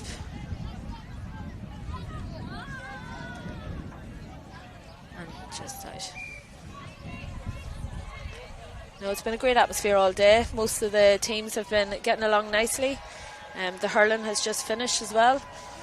And the intermediate men's team that you just saw, a great one for Na Fianna Catalpa, who are based over in Perth.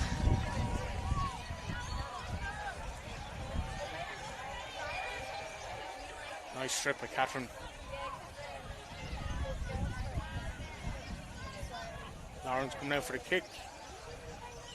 Lauren Saunders there, she has played and represented Australasia at World Games.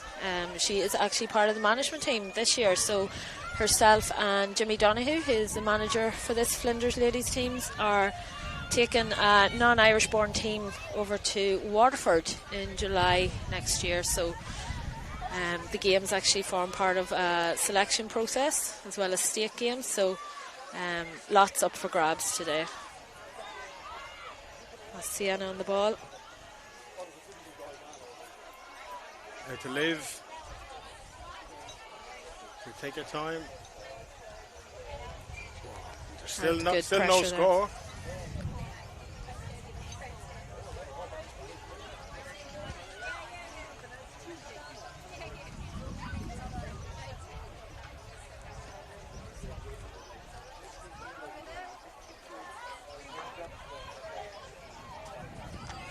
Now, number 3 picking that up, Caitlin Boylan, and she's away on her run. And find the number 10, Roisin, and she has just slotted that into the back of the net. She found the space and took her chance well.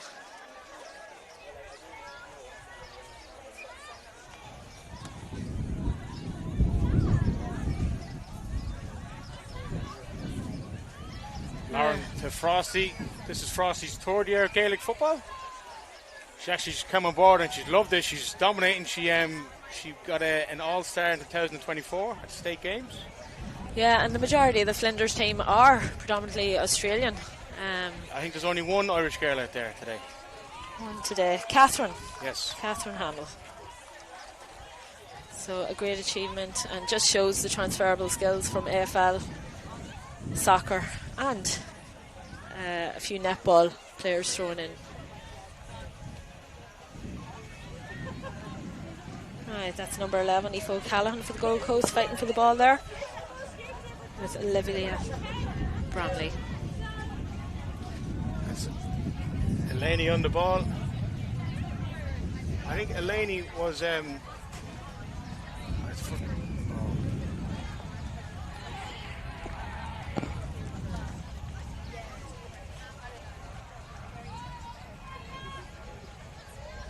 well, Eleni's a junior Matilda's team manager at the minute. Wow, the coaching skills will be coming into play. Setting out her defence.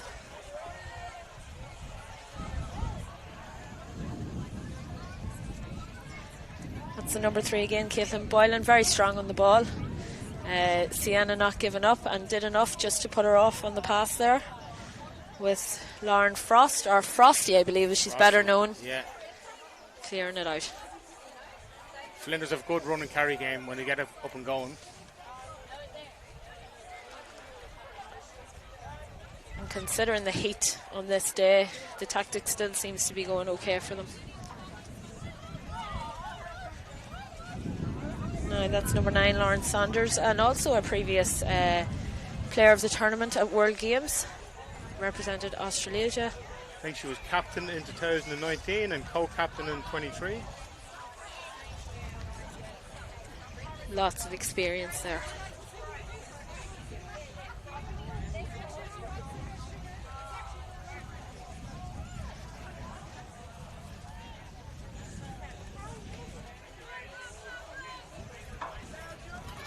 Sienna on the ball, driving again. Very comfortable runner. Oh, Flinders are missing their chances. Will they rue them as the game goes on? Gold Coast travelled up to regional games with 3 teams, so men's senior football team, the ladies team, and a hurling team. So great commitment to get up to the north of Queensland. That's that number 3 on the ball again. She's having a good game. It's a good battle between them two. Sienna coming out slightly on top that time. Go Cat.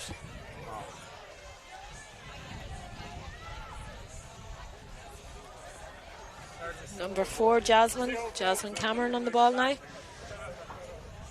Having a look, see where's her best option. Getting the return pass.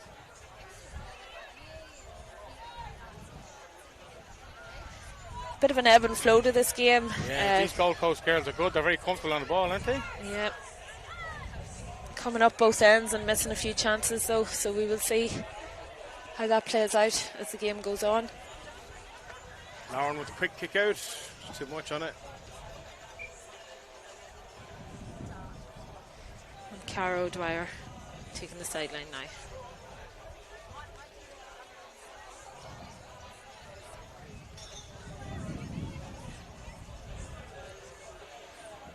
That's Claire Cunningham, and Einert has made her way out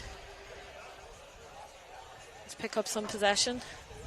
Very strong in the ball. Sienna still battling hard, and again it goes Gold Coast way. I think Sienna must have got a little hand to it.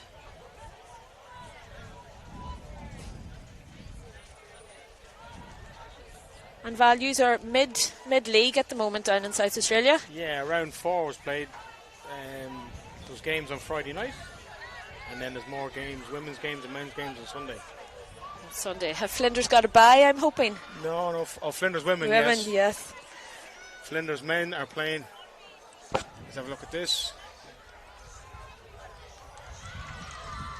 Flinders men are playing St Brendan's at 6 o'clock on Sunday. It'll be a good game. Will you make it back, Val? Hopefully, flight not delayed, I'll be there. The lads will be alright anyway. I'm not there. Yeah, and you're here, Val. You are the manager for the non-Irish team travelling home to World Games. So yes, yeah. Yourself and Cameron have come up to do a bit of scouting. Is that what we're going to call it? Yeah, we're watching games. We're watching 17 games today. Watching all the non-Irish players. Oh, there we go. It slipped in just there on the left-hand side of the post. Is that Lauren, was it? Yeah, I think it was Lauren.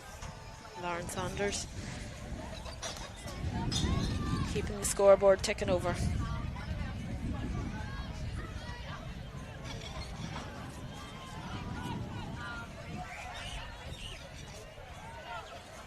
Frosty hit to Erica.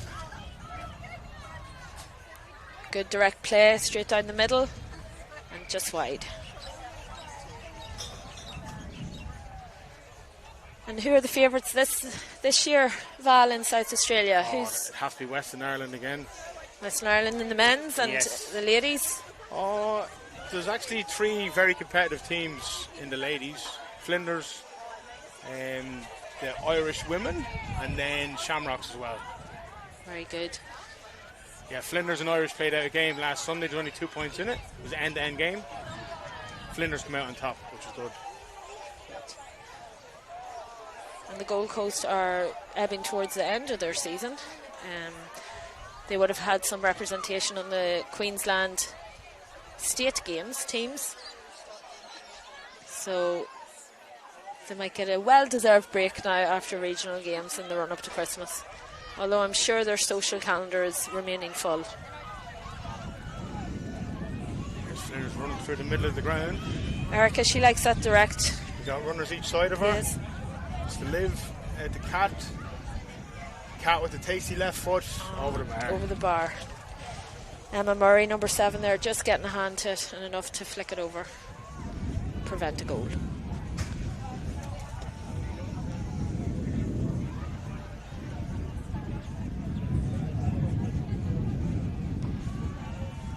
So is it 10 a half or 15? 15 minutes a half. An action-packed day. We are still slightly unscheduled, despite we had 2 semi-finals go to extra time, both in the men and the ladies.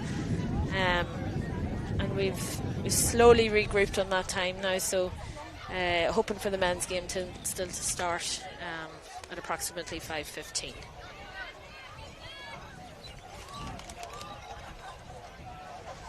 Number 3 on the ball, Catherine Hamill. Oh, and a little chip over the keeper.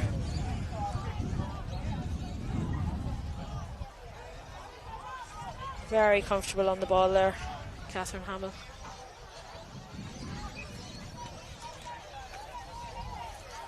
Now, number 11, Aoife Callahan on the ball there for Gold Coast Gales. Oh, and intercepted. Pressure on to Liv. Just over. Some good scoring there from Flinders in a little bit of a purple patch for them. And now we need to wait for Gold Coast to respond. I think that was Liv Bramley. I think there's 2 Olivias. There is, yes. For Flinders O'Neill's. Olivia Callio is number 19. I think Liv Bramley was over playing soccer in England for a couple of years. She's back in the last 2 or 3 years. She's back. Yeah, I do believe there are a few semi-pro soccer players in South Australia. I think their skill level, as far as I'm aware, A few of them have even hit the 45. So in ladies football, if you get a 45 off the ground, you get 2 points. And I know a few of them in the state league over the years have managed to successfully achieve that. That's good pressure from Gabby. I think Gabby was a former Adelaide United player as well as a junior 10 years ago. So it's a mixed bag of soccer stars and footy stars. And Sienna's just a Gaelic star. A Gaelic star with Italian heritage. Finish, Frosty. Just wide.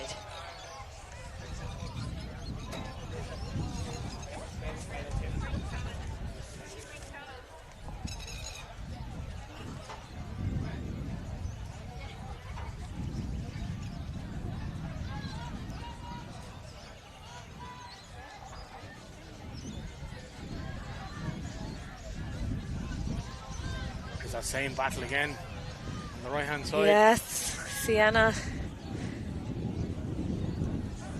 Caitlin and Lauren's on the ball now. Great confidence on the ball. She's under pressure now. Somebody to support, and the Sienna. And there's the second live.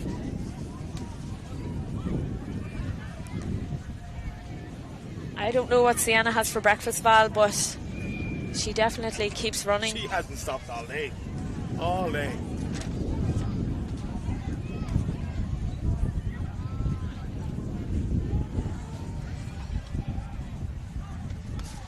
Oh, great score by Frosty. Fantastic. Flinders sort of getting a little bit of the edge here. Now they do have a wind, bit of a breeze behind them, and that is half time. So great game so far, and we'll get the score confirmed now and get that shared.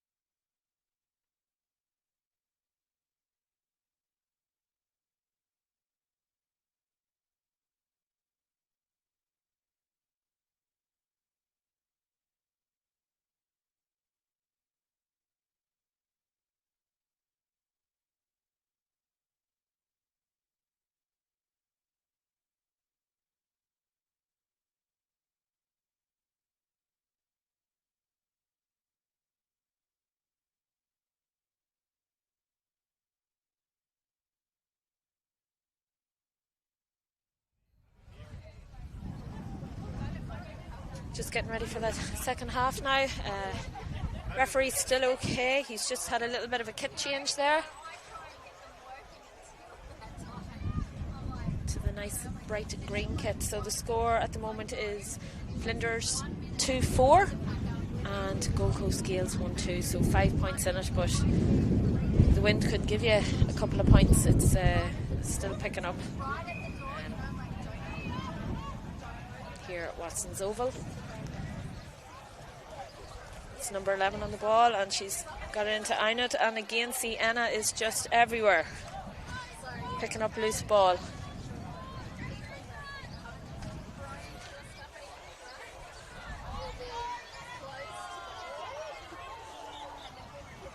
Sienna linking up with Lenny into Kat in the corner. Keeps it in play, does she? No, it's out. Right ball. So Emma Murray about to take the kick out. It's funny, the wind has picked up, but so has the sunshine has picked up late in the afternoon. We had a bit of a cloudy day there, and the sun has come out to say hello again to all these players acclimatising to the lovely Queensland heat. Catherine Hammond at the back. Lauren Roman out of nets. Just keeping that back line under control. Back on the Sienna with Liv driving through the middle. Lenny's out wide. Oh, they're through in goal. And a great save there by save. Emma Murray. Just came out at the right time, cut off the angle and put the pressure on, and that sometimes is just enough. Oh, And a great wonderful score with Lenny. score. Against the wind as well. Yeah. Emma Murray coming out and making herself big there to save that ball too. So All the Flinders girls marking up. Not giving them much room to run. Einat on the board, Einat Scanlon. To Jasmine Cameron. Just slipped there on the ball. Throw ball, yep. Oh, Dragging her back.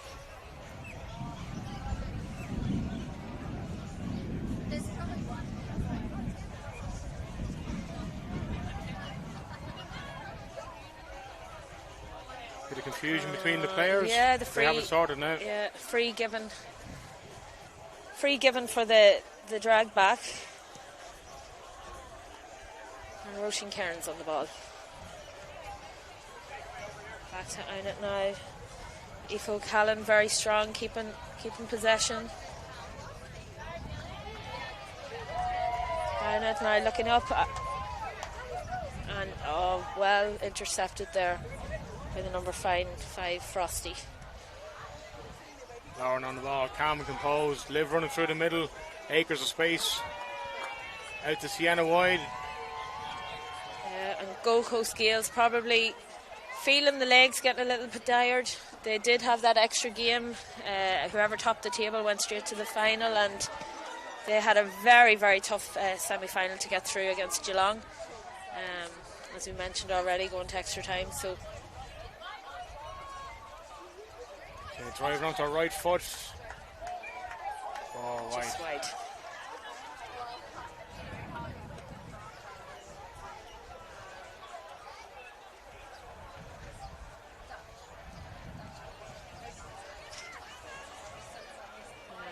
Just keeping ball nice and steady there. It's Jasmine. Oh, Catherine, well done. Catherine with broken fingers.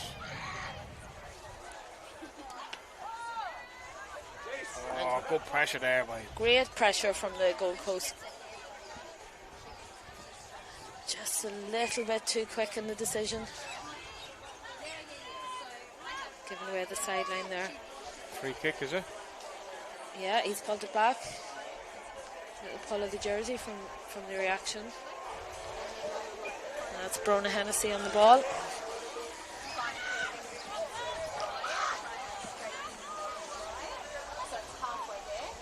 It's a race.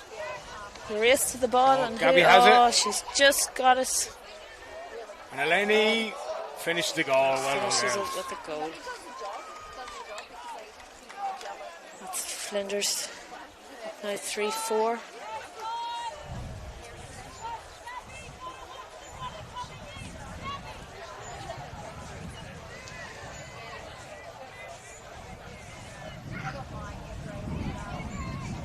playing interchange today. A few people taking a little breather, getting their composure. It's Olivia Bramley for Flinders. Just a little bit too tight of an angle.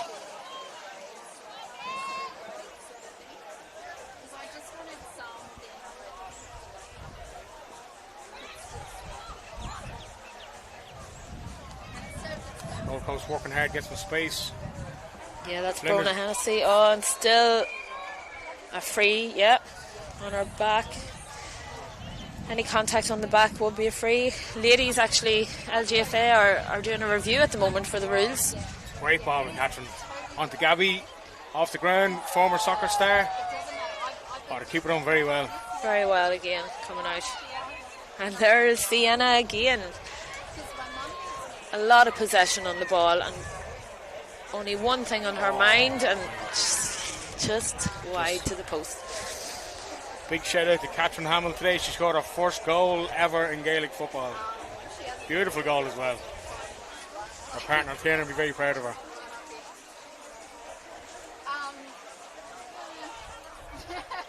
She doesn't actually know exactly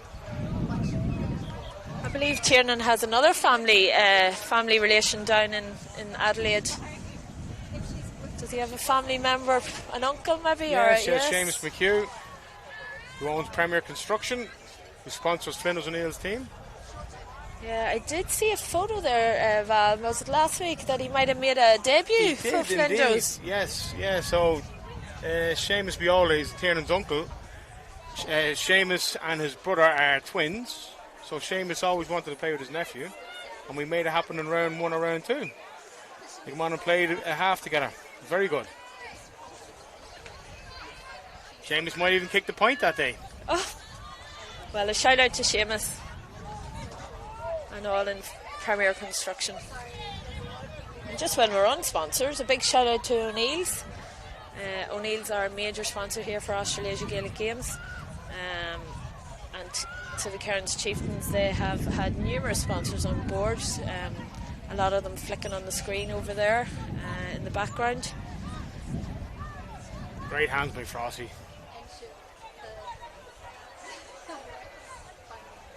Pressure by Gabby. Don't give away the free. And Sienna again. Oh, Sienna's got the foot in again. Oh, and yes, rightly so, hand on the back.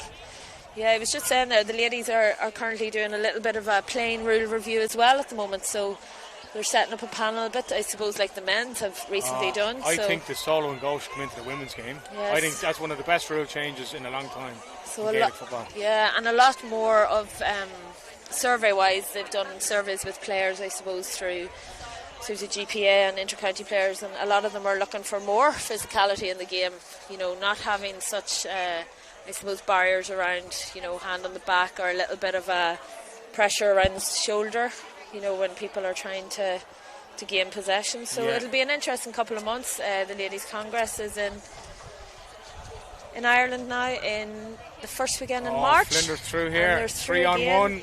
Number 18, Gabby Bentley, and just wide. So when was the last time the women's rules would have been changed then? If the men's was nearly 20 years for such a big overhaul. Oh, an overhaul. Oh, my goodness. The women, they have it every 3 years where, you know, motions come in around the playing rules, but generally they're a little bit less vital. You know, for example, motions would come in around, you know, pulling hair, what card that would represent, or recently it came in around Fitbits, you know, the fact that they shouldn't be worn unless it's a medical reason, just due to injury. So this will be probably one of the first overhauls in quite a while. So it'll be interesting to see the two what soccer results. girls playing it on the ground. Gabby to Eleni again. And she a nice loves the sweet keeper. chip over the keeper. And the keeper, Emma Murray, doing pretty well in them goals, Yes, considering the pressure she's been under. Yeah, she's done a few vital saves. This Flinders team is probably playing most of them together for nearly 10 years. They all know each other inside out. Ocean Cairns in the ball, and number 1, that's Kate Shanahan. just playing it in there. Oh, number 5 got the foot in. Gold Coast are pushing, trying to get the scores, and they're leaving themselves open and back. Yeah, but you have to take the chance. When you need the scores, you need to push up.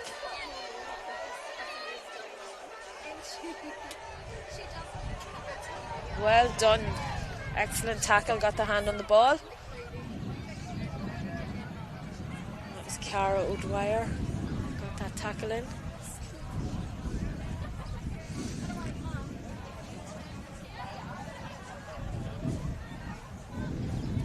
And some excellent football on today. The ladies' intermediate team, Tynesville, came away with a win there. They played a final against Young Melbourne, and it was Young Melbourne entered the senior competition, and in the intermediates they had their majority non-Irish players take part. A real cracking game, a couple of goals, and at a great standard for that intermediate competition. Now we're in the senior football, and the intermediate men obviously was Nafina Catalpa that came away with the win there. Nafina Catalpa, they're only set up the last 4 or 5 years as well, aren't they? Set up there, they've been around a number of years, but mainly focusing on their youth and their youth development. So recently they've had an insurge, and they've put a bit of a focus on their senior men's team, and they've had challenge games over in the west with club teams there. So recently they had a challenge game with Southern Districts. And it's good to get to work with the juniors. I think there's 3 or 4 of the juniors playing today. Yeah, some really, really good people over there keeping the club going. Andrew Boyle, I'll give him a wee shout out. He refereed today, 2 games today. He's actually a coach developer as well, so really doing wonderful things there in Nafina Catalpa. There's Liv. It's Kate Shanahan, got the foot in. There's Kat again. Oh, it's hasty left. Just that little bit of height on it, and Emma would have just flicked over her fingertips.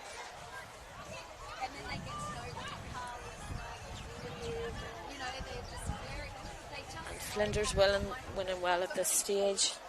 You see the Gold Coast girls are getting tired. That's been a big day for them, 5 games with injury time as well, or extra time as well.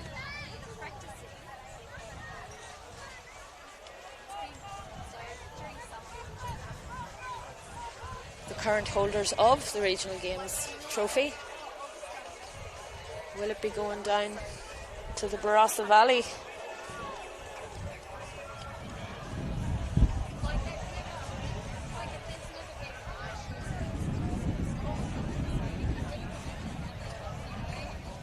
It's number 3 on the ball there, Caitlin Boylan again. This time Sienna's not on her tail, but it's... I think Sienna's having a well-deserved rest. It's number 21, Kelly Foreman. Ocean Cairns on the ball. Back to Caitlin, a bit of a 1-2 going on. Great, yes. Oh, lucky. That wind taking it, while it is going in that direction, it is taking it slightly to the right of the post.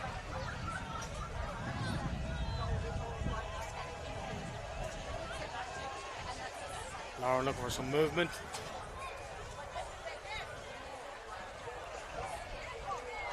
Caitlin Boylan in a game there. Bit of intensity to her play. There's Kat dropping back.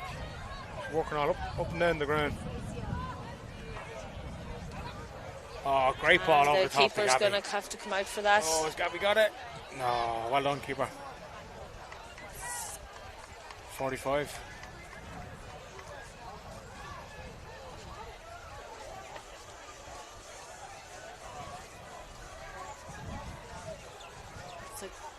I believe it's a goal kick.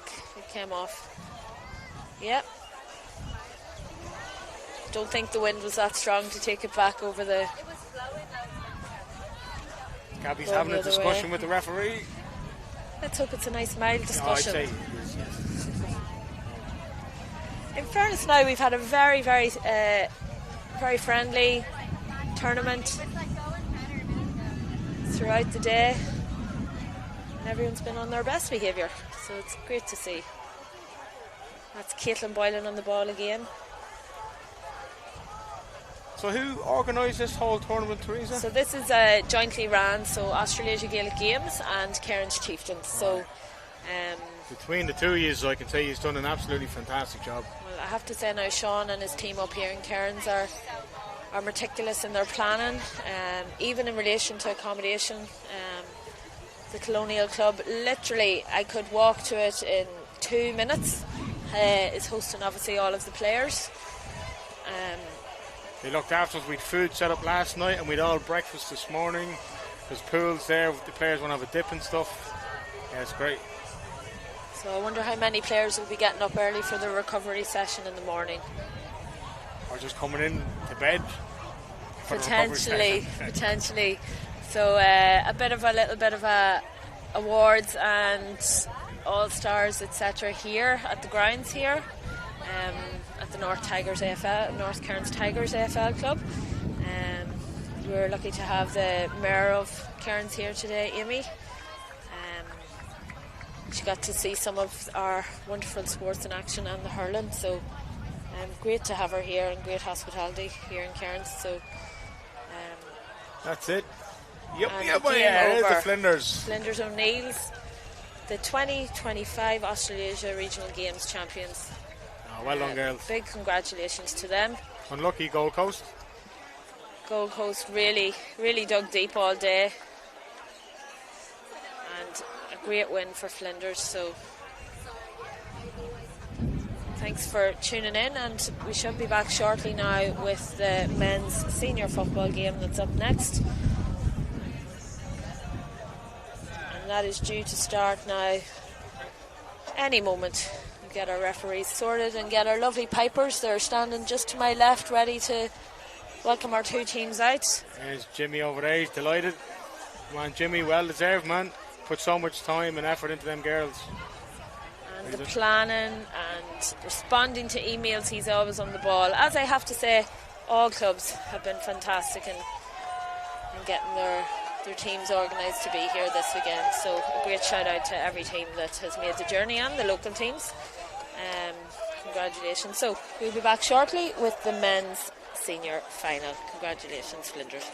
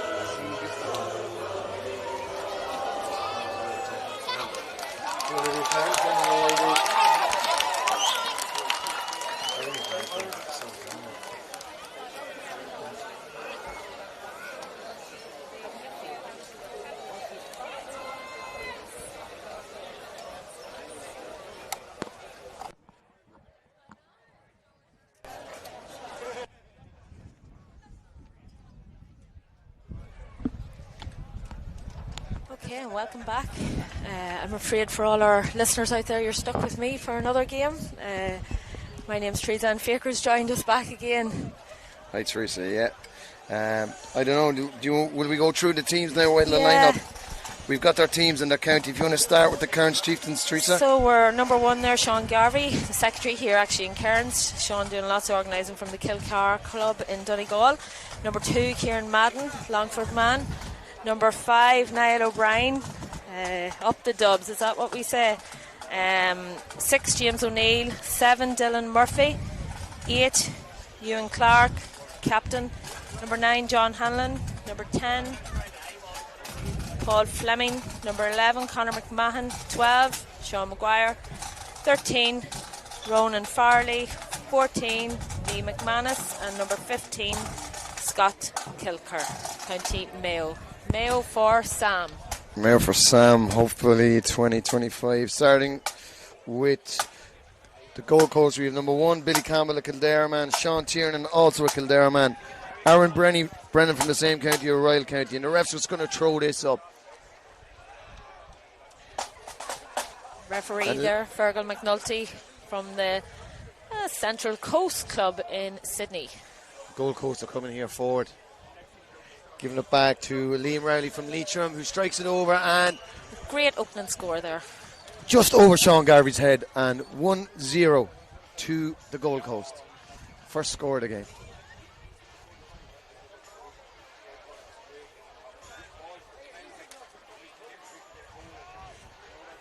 Out here to Scott Kilker. Keeping ball, a lot of possession in the games we've seen so far today. Number 8, Ewan Clark. And over to Ronan Farley, another dub on this Cairns team. And Bradley from Leitrim has it again, our first point scorer. And yeah, I think that was a foul there. It was very aggressive by the Cairns Chieftains. Number 13. Bit of chopping going on there from Ronan Farley. Fergal will keep control of this game nice and early.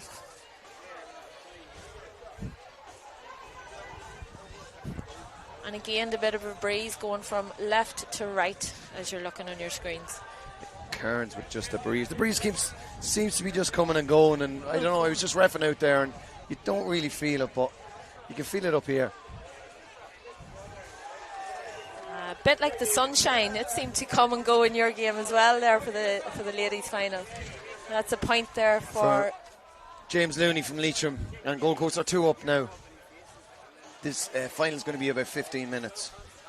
And suppose I was just up here for the Carpenter Cup a couple of months ago, and the story of the final was, people need to take their chances, and so far Gold Coast have taken their 2 chances.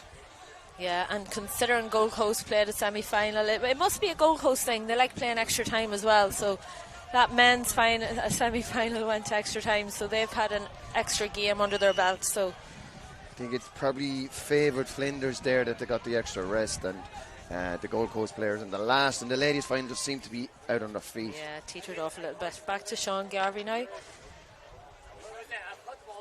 Has been working extra hard. I saw this team warming up about an hour and a half ago, Fiacra, so I think it was something new. It's their stretching out to get loose for the final.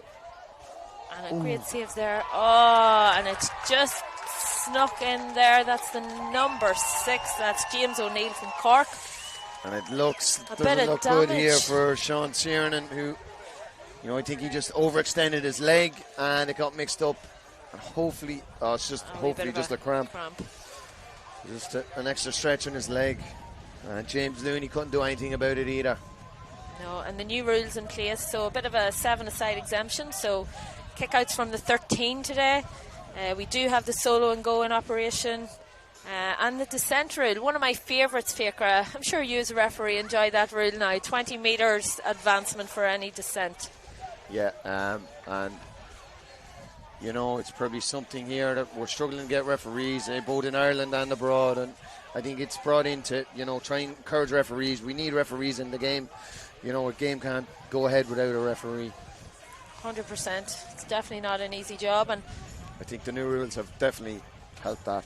Yeah, and I think clubs have taken on board that a bit of extra support's needed around the line in relation to the new rules as well, so the referee's not left on his lonesome trying to do everything. Billy Campbell, as a referee, he's a fairly lively guy and he can score from distance, and he's been doing that all day. The umpire had no doubt the hand was up before it even went over the bar. Billy Campbell has been doing that throughout the whole tournament, and he does it again in the final. Great score. Quick kick out there from Sean. That's the number 8, Evan Clark on the ball. A Kilkenny man. Kilkenny's not really known for its football, but no, I think he plays both. He's a dual player. Dual star. Oh, there was a few questions there around the line. Number 12 now, Sean Maguire on the ball. Yeah. Louth man, and back to Sean. Keeping control there in the back line. Advancing out. Very, very strong accent. I think it's strong Dundalk, man. Home of the harp. And the home of Sam Mulroy. Let's see if any of these players have the same shooting boots on today. We've got a bit of an Aussie mullet going on there, number 17. Yeah, Tommy Keane, he's been excellent all day as well. Very strong player, and he gives it across. Oh, number 9, John Hanlon. Awfully man, did he do enough to put them off? Rarely a score to get a score out of it. It's 4 points to Gold Coast and a goal to Cairns. Point in it. Sean regrouping there. Head up, see what his options are. Story of the game so far is, Gold Coast have been the better team, but they have their... Well, I watched the game earlier, and if I told you they could have had 10 goals and they got 2, would you believe me? They've missed 3 penalties throughout the tournament, I believe. Yeah. So let's hope they've got all them niggles out of their system for today. So, number 6 on the ball, that's James O'Neill. The Cork man and the goal scorer. And over to 15, Scott Kilker. Back on the ball, that's our Mayo man. And Gold Coast seems to be just defending the scoring zone here, putting themselves in a little arc. Bit of a zonal Is it gonna defence, come around? and it has curled over. Number 2, that's Kieran Madden. And we're a draw game again. And we are draw game, so 4 points Gold Coast, 1-1 Cairns. Billy Campbell with the kick out. Gold Coast scouting around, there's subs coming on. Doesn't seem to do any movement around. He has his hands out, asking, where's the movement, where's the movement? Referee picking up a bit of, let's say, handbags off the ball there.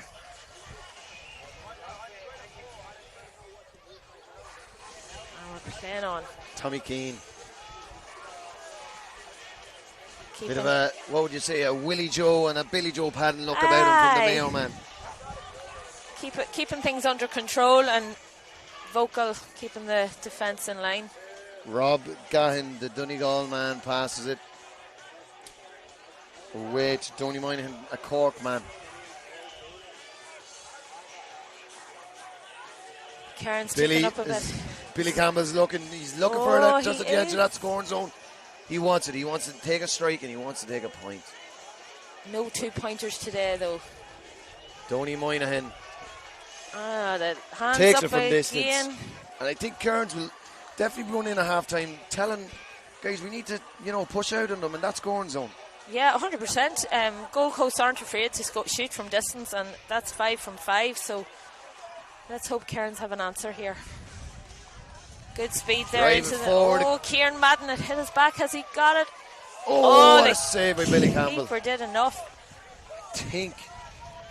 Who was that? The Cairns man, Kieran Madden, yeah, the Longford man. He definitely had more time on there, and he snatched at it and he hit the ball along the ground, and the keeper made a great save. But 45. No one coming up to support, but yeah, I agree. He would have had the time there to a wee sidestep. And that's number 15 now, Scott Kilker on the ball. Driving through in the hand, high challenge. And the free in.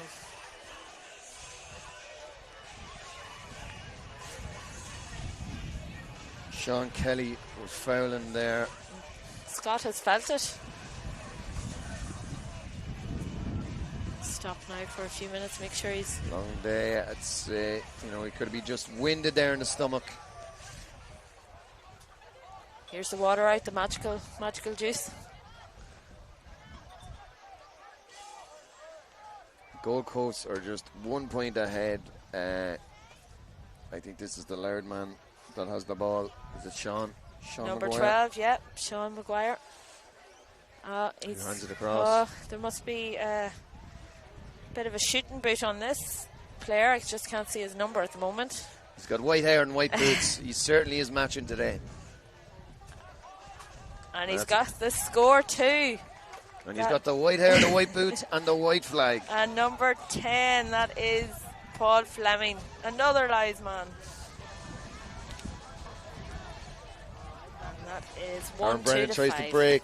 Sean Kelly with the ball there, who gives it across. Gold Coast on the break. Cairns are definitely coming right back into zonal defending. Yeah, I think Sean he has them marking that zone, but they can shoot Gold from Coast distance. are shooting from outside, and now Billy Campbell, he wants to shoot again. He just did it a bit short better. Up. Sean has a bit more pressure on him there. Coming out with the ball now. Here comes Garvey, gallivanting down. Some control, number 12 now on the ball. That's Sean Maguire, the live man.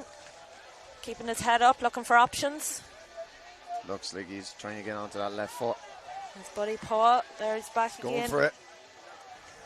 And the flag wants is to get up. on that left court. He curled it right around. What a score, Teresa. Great score there. So that's 1-3 to Cairns and 5 points to the Gold Coast. Cairns have just come out now a little bit more of a There's a lot of organising went into this. Hours upon hours, meetings upon meetings. Can you tell us a bit about that? Plenty of meetings. Well, I would say now Sean and his team here up in Cairns have made it a little bit easier. It's good to have people on the ground, but a lot of hours, a lot of commitment, but the setup here has been fantastic. We were just speaking earlier about the pitch, the conditions here, like the carpet, the organisation. We had the Irish dancers here earlier. The pipe band was great as well. And a good musician, I believe he flew up from Melbourne to join us here for the weekend. Yeah. Oh. Number 10, that's him. Free in. Fergal is very sure of that decision. That's the number 10. Last Paul point Fleming. scorer, and we have our fans here on the right, who are the locals, the Cairns people, and they're cheering them on. They want to win for the local team. What can Gold Coast do about it? Gold Coast last year's runner-ups in the final. Are they gone ahead? Cairns are gone ahead by 1, I think, are they? Ahead by 1. So this could be 2 here. That's Paul Fleming and straight over the black spot. That is 1-4 now to Cairns and 5 points to the Gold Coast.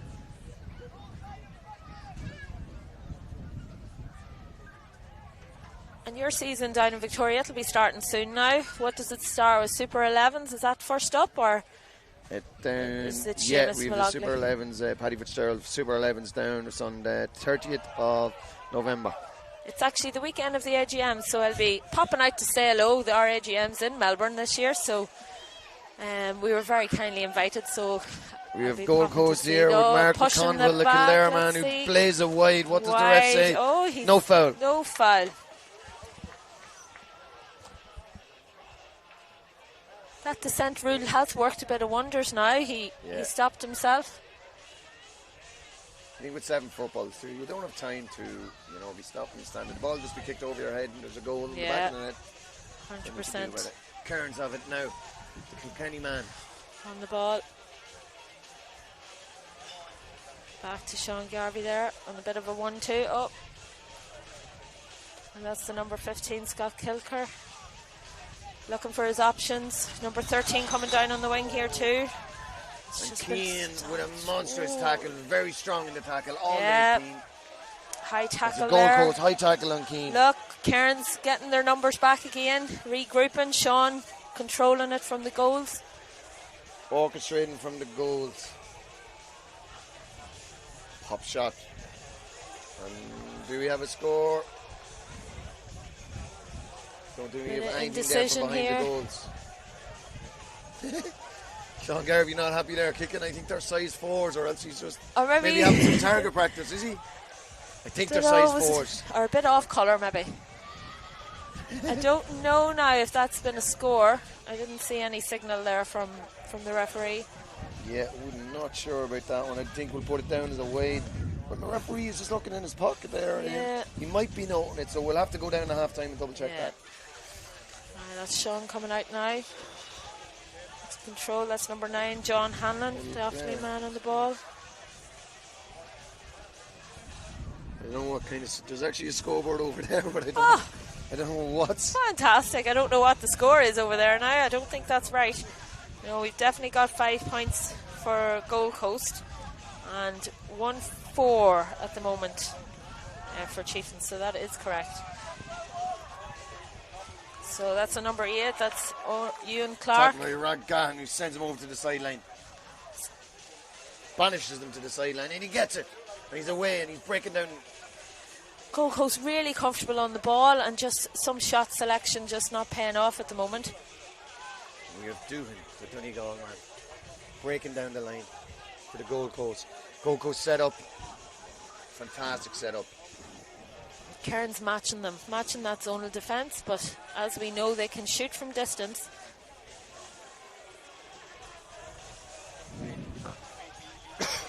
And we've got And Keane from Mayo here. being under pressure there, number 5, And the Niall magic O'Brien. mullet works something for him. And it does, he nearly Oh, gets the lobbed. post! Oh, the goals are not the friends with the Gold Coast this day. It's at half time, just before half time. Nearly Right. worked some magic, and I think the magic was with Cairns. We get this score checked. We will just go down and check the score. I can run down and check the score if you want.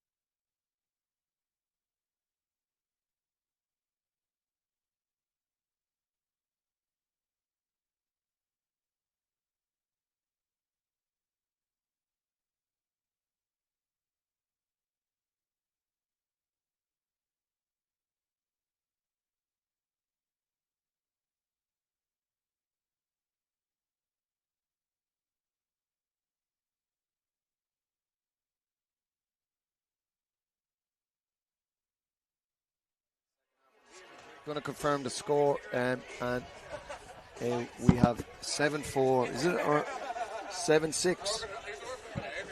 So 1-4 to 6 points is the score here. When the referee throws it up.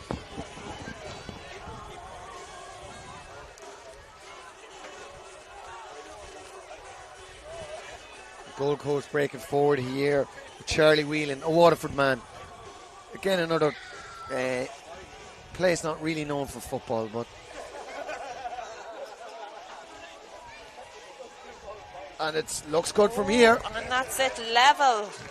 Charlie Agnew, Mayo man, on the left, over the bar, over Sean Garvey's head. And it's the kick out and draw match street. That's it, Sean's back on the kickouts, and that's to Scott Kilker, another Mayo man, opposition teams. And there is our white boots, white hair, and the white flag. Is it going to come? Number 10, that's Paul Fleming from Louth. Great interception by by Liam Rowley of Leitrim. Good hand hit there, and that's the number 2, and it's over the bar for Kieran Madden, the Longford man. That's Cairns back up, so that's 1-5 Cairns to 7 points to the Gold Coast. Billy Campbell with the kick out. And I think, you know, there's a bit of a wind, and if we look at our flag down in front of us, our Irish flag, it's blowing down. And even the keeper's kick out, he's nearly made it to the far D. And Garvey's out. He's made it to the keeper. Yes. Keeper to keeper. That's our number 11 there, Conor McMahon. And he is from the Harvey Bay. Is that what's down? Harvey Bay, so we have a local. Cairns just getting a little bit of control here. Ronan Farley on the ball. And a bit of intensity there with Paul Fleming. Oh, well, our linesman Conor Hennessy says it's a Cairns ball. On the ball now, Ronan Farley. Charlie Whelan trying to stop him. Sean Tiernan pushing up again. Cairns have regrouped here a little bit. Oh, and it's gone in there to the number 2, the Longford man again, Kieran Madden. He's looking for his options. He needs support. Number 13, Ronan, was there to give it to him. And we're back to Sean. Definitely regrouping. That 3v4 up isn't in play here. The goalkeeper isn't in play today. It's probably something. I know in finals and semi-finals of sevens games, there's a lot of possession, and I don't know, is there probably some sort of need for a shot clock or, you know, something like that? Yes. But the 7-a-sides, the exemptions that have come through to play 7-a-sides don't include that, but sometimes when you see it in action, it could be worth revisiting. So it's a high tackle there on Sean Garvey. That's Paul Fleming going to take that free. And that's the number 9 there, John Hanlon, Offaly man. Yeah, you were just saying the exemption is that the keeper can get the ball. I don't think now in 9s and 11s the keeper can't get the ball. I'm a keeper myself, so I'm not too happy about that. You know. It makes the keeper do a running game if he wants any possession, really. Has to be in the opposition's half, or he can receive it in his own large rectangle. However, the ball must be played in there by the opposition. That's Sean on the ball. Likes to roam out. Is there anyone back? If a little mishap, not. Number 9 is stepping back there. Oh, he fumbles it. Oh, and it's 1-on-1. Is he going to get it picked up? That's the number 9. 9-on-9 soccer skills in tow.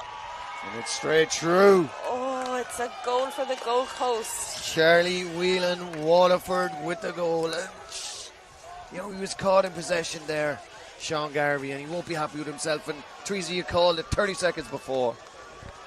Yeah, well, you know what, Faker, I was a keeper myself, so the fear is real. Once you go out, you always like to have somebody covering your back. And unfortunately, on this occasion, it was left just to one player. So they have regrouped here now. Do we have one? So that's 1-7 at the moment to Gold Coast, 1-5 Cairns. Oh, yeah. 2 points in it. Okay. I know, yeah, across the yeah. Scoreboard across Cairns the have scored a way. point in the second half. And here we go again. That's Tommy Keane on the ball. The Mayo man bursting out. He's very strong in the tackle. Gives it to Campbell. Seems to be controlling that back line for the Gold Coast quite a bit too. Yeah, they're happy to keep the ball now. It's going to be, and you know, look at the Cairns are getting back into the defensive position, but they're 2 points down. They're not going to panic. And get a bit of control back in the game.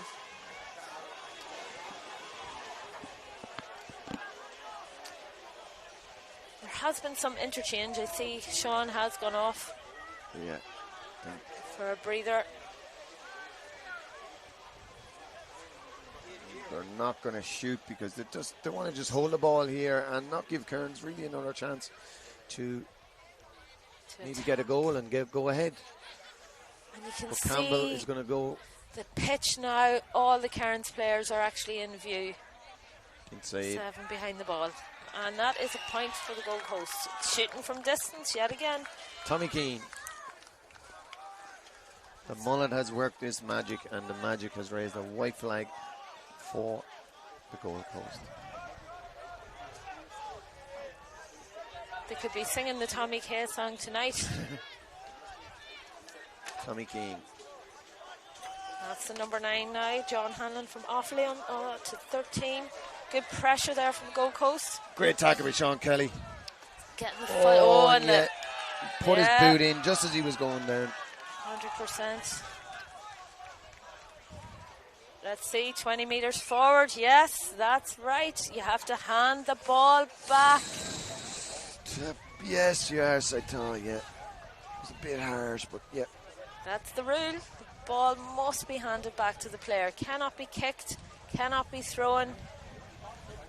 It's like handing over a little baby.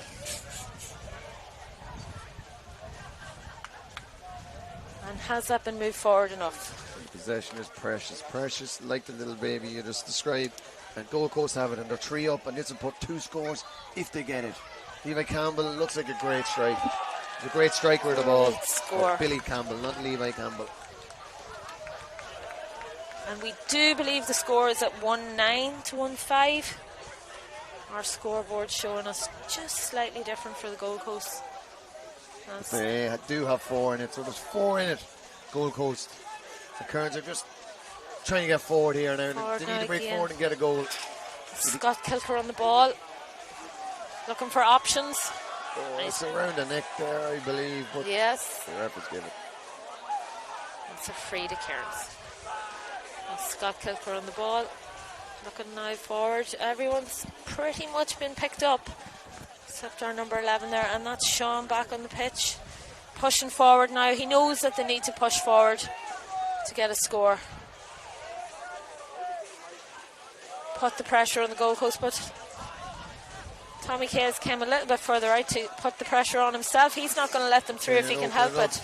Great ball. Needs to break this defender, Cairns.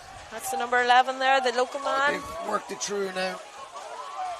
Evan Clark. Oh, it's back to 13. Ronan Farley. To give a point. It up. They got the point. Put 1 score in it. It's a 3-point game. Cairns are 3 points down. They're going to take their time. Billy Campbell with the kick out. Probably going to hit the full forward line. Yeah, he's driving it forward. Just get it away. The 2 are through. Let's see. No communication there whatsoever between the Cairns people. And the 2 of them hit it out of play, and it's a Gold Coast ball. Very, very lucky it didn't go further to a bit of a 2-on-1 situation there. Cairns are going to have to regroup here now. Everyone again behind the ball.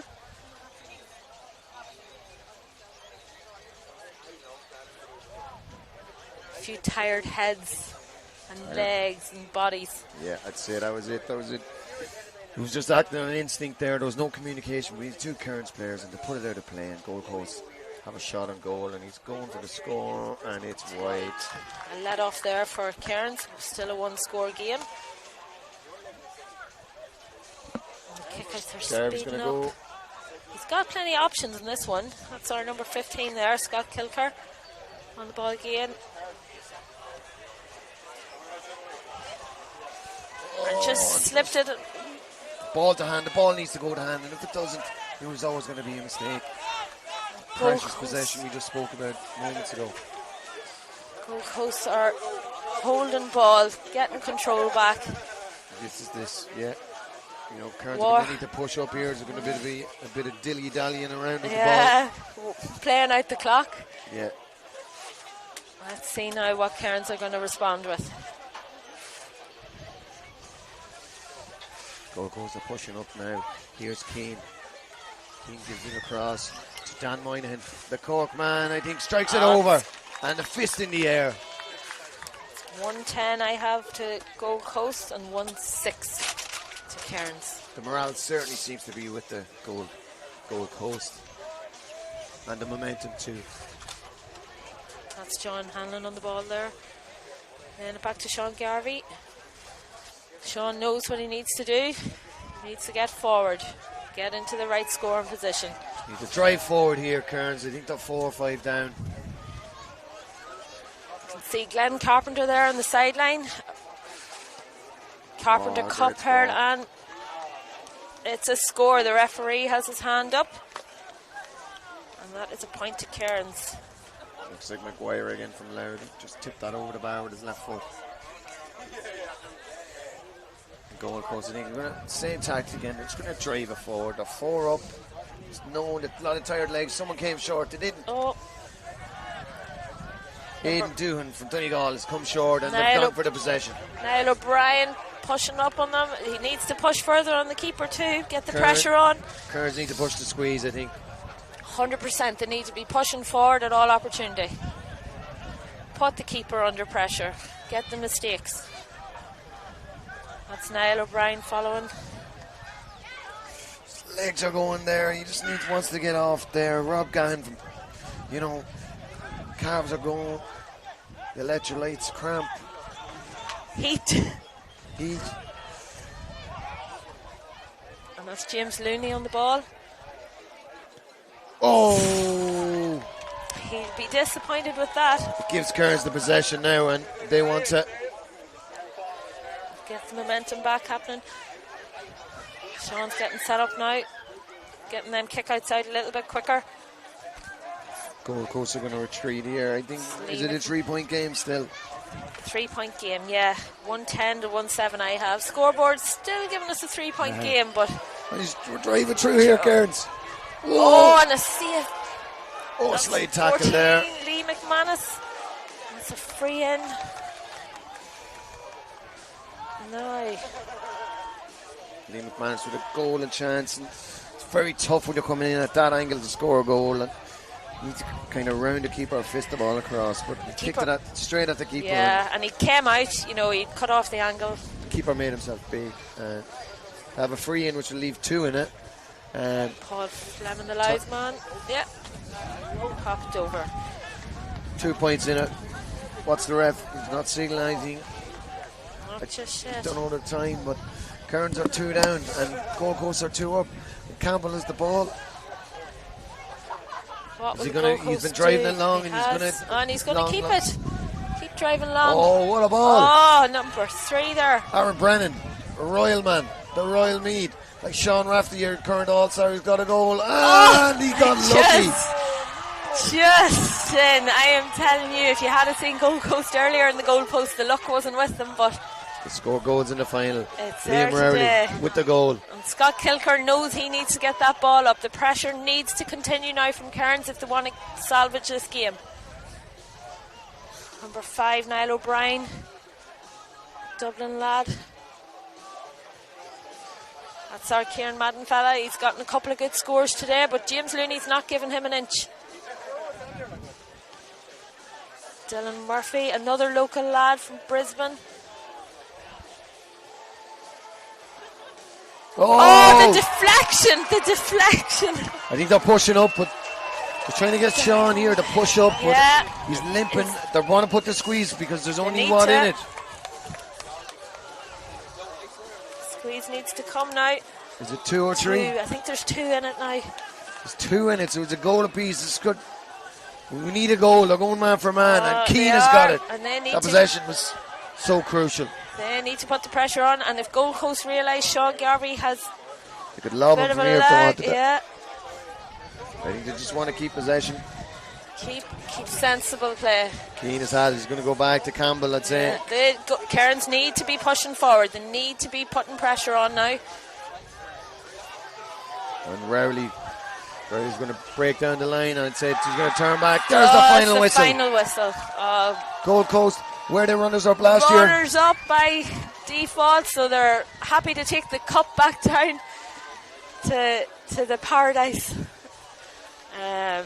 Brendan Ryan over there, very happy man he will be. Stalwart of the Gold Coast Gaels.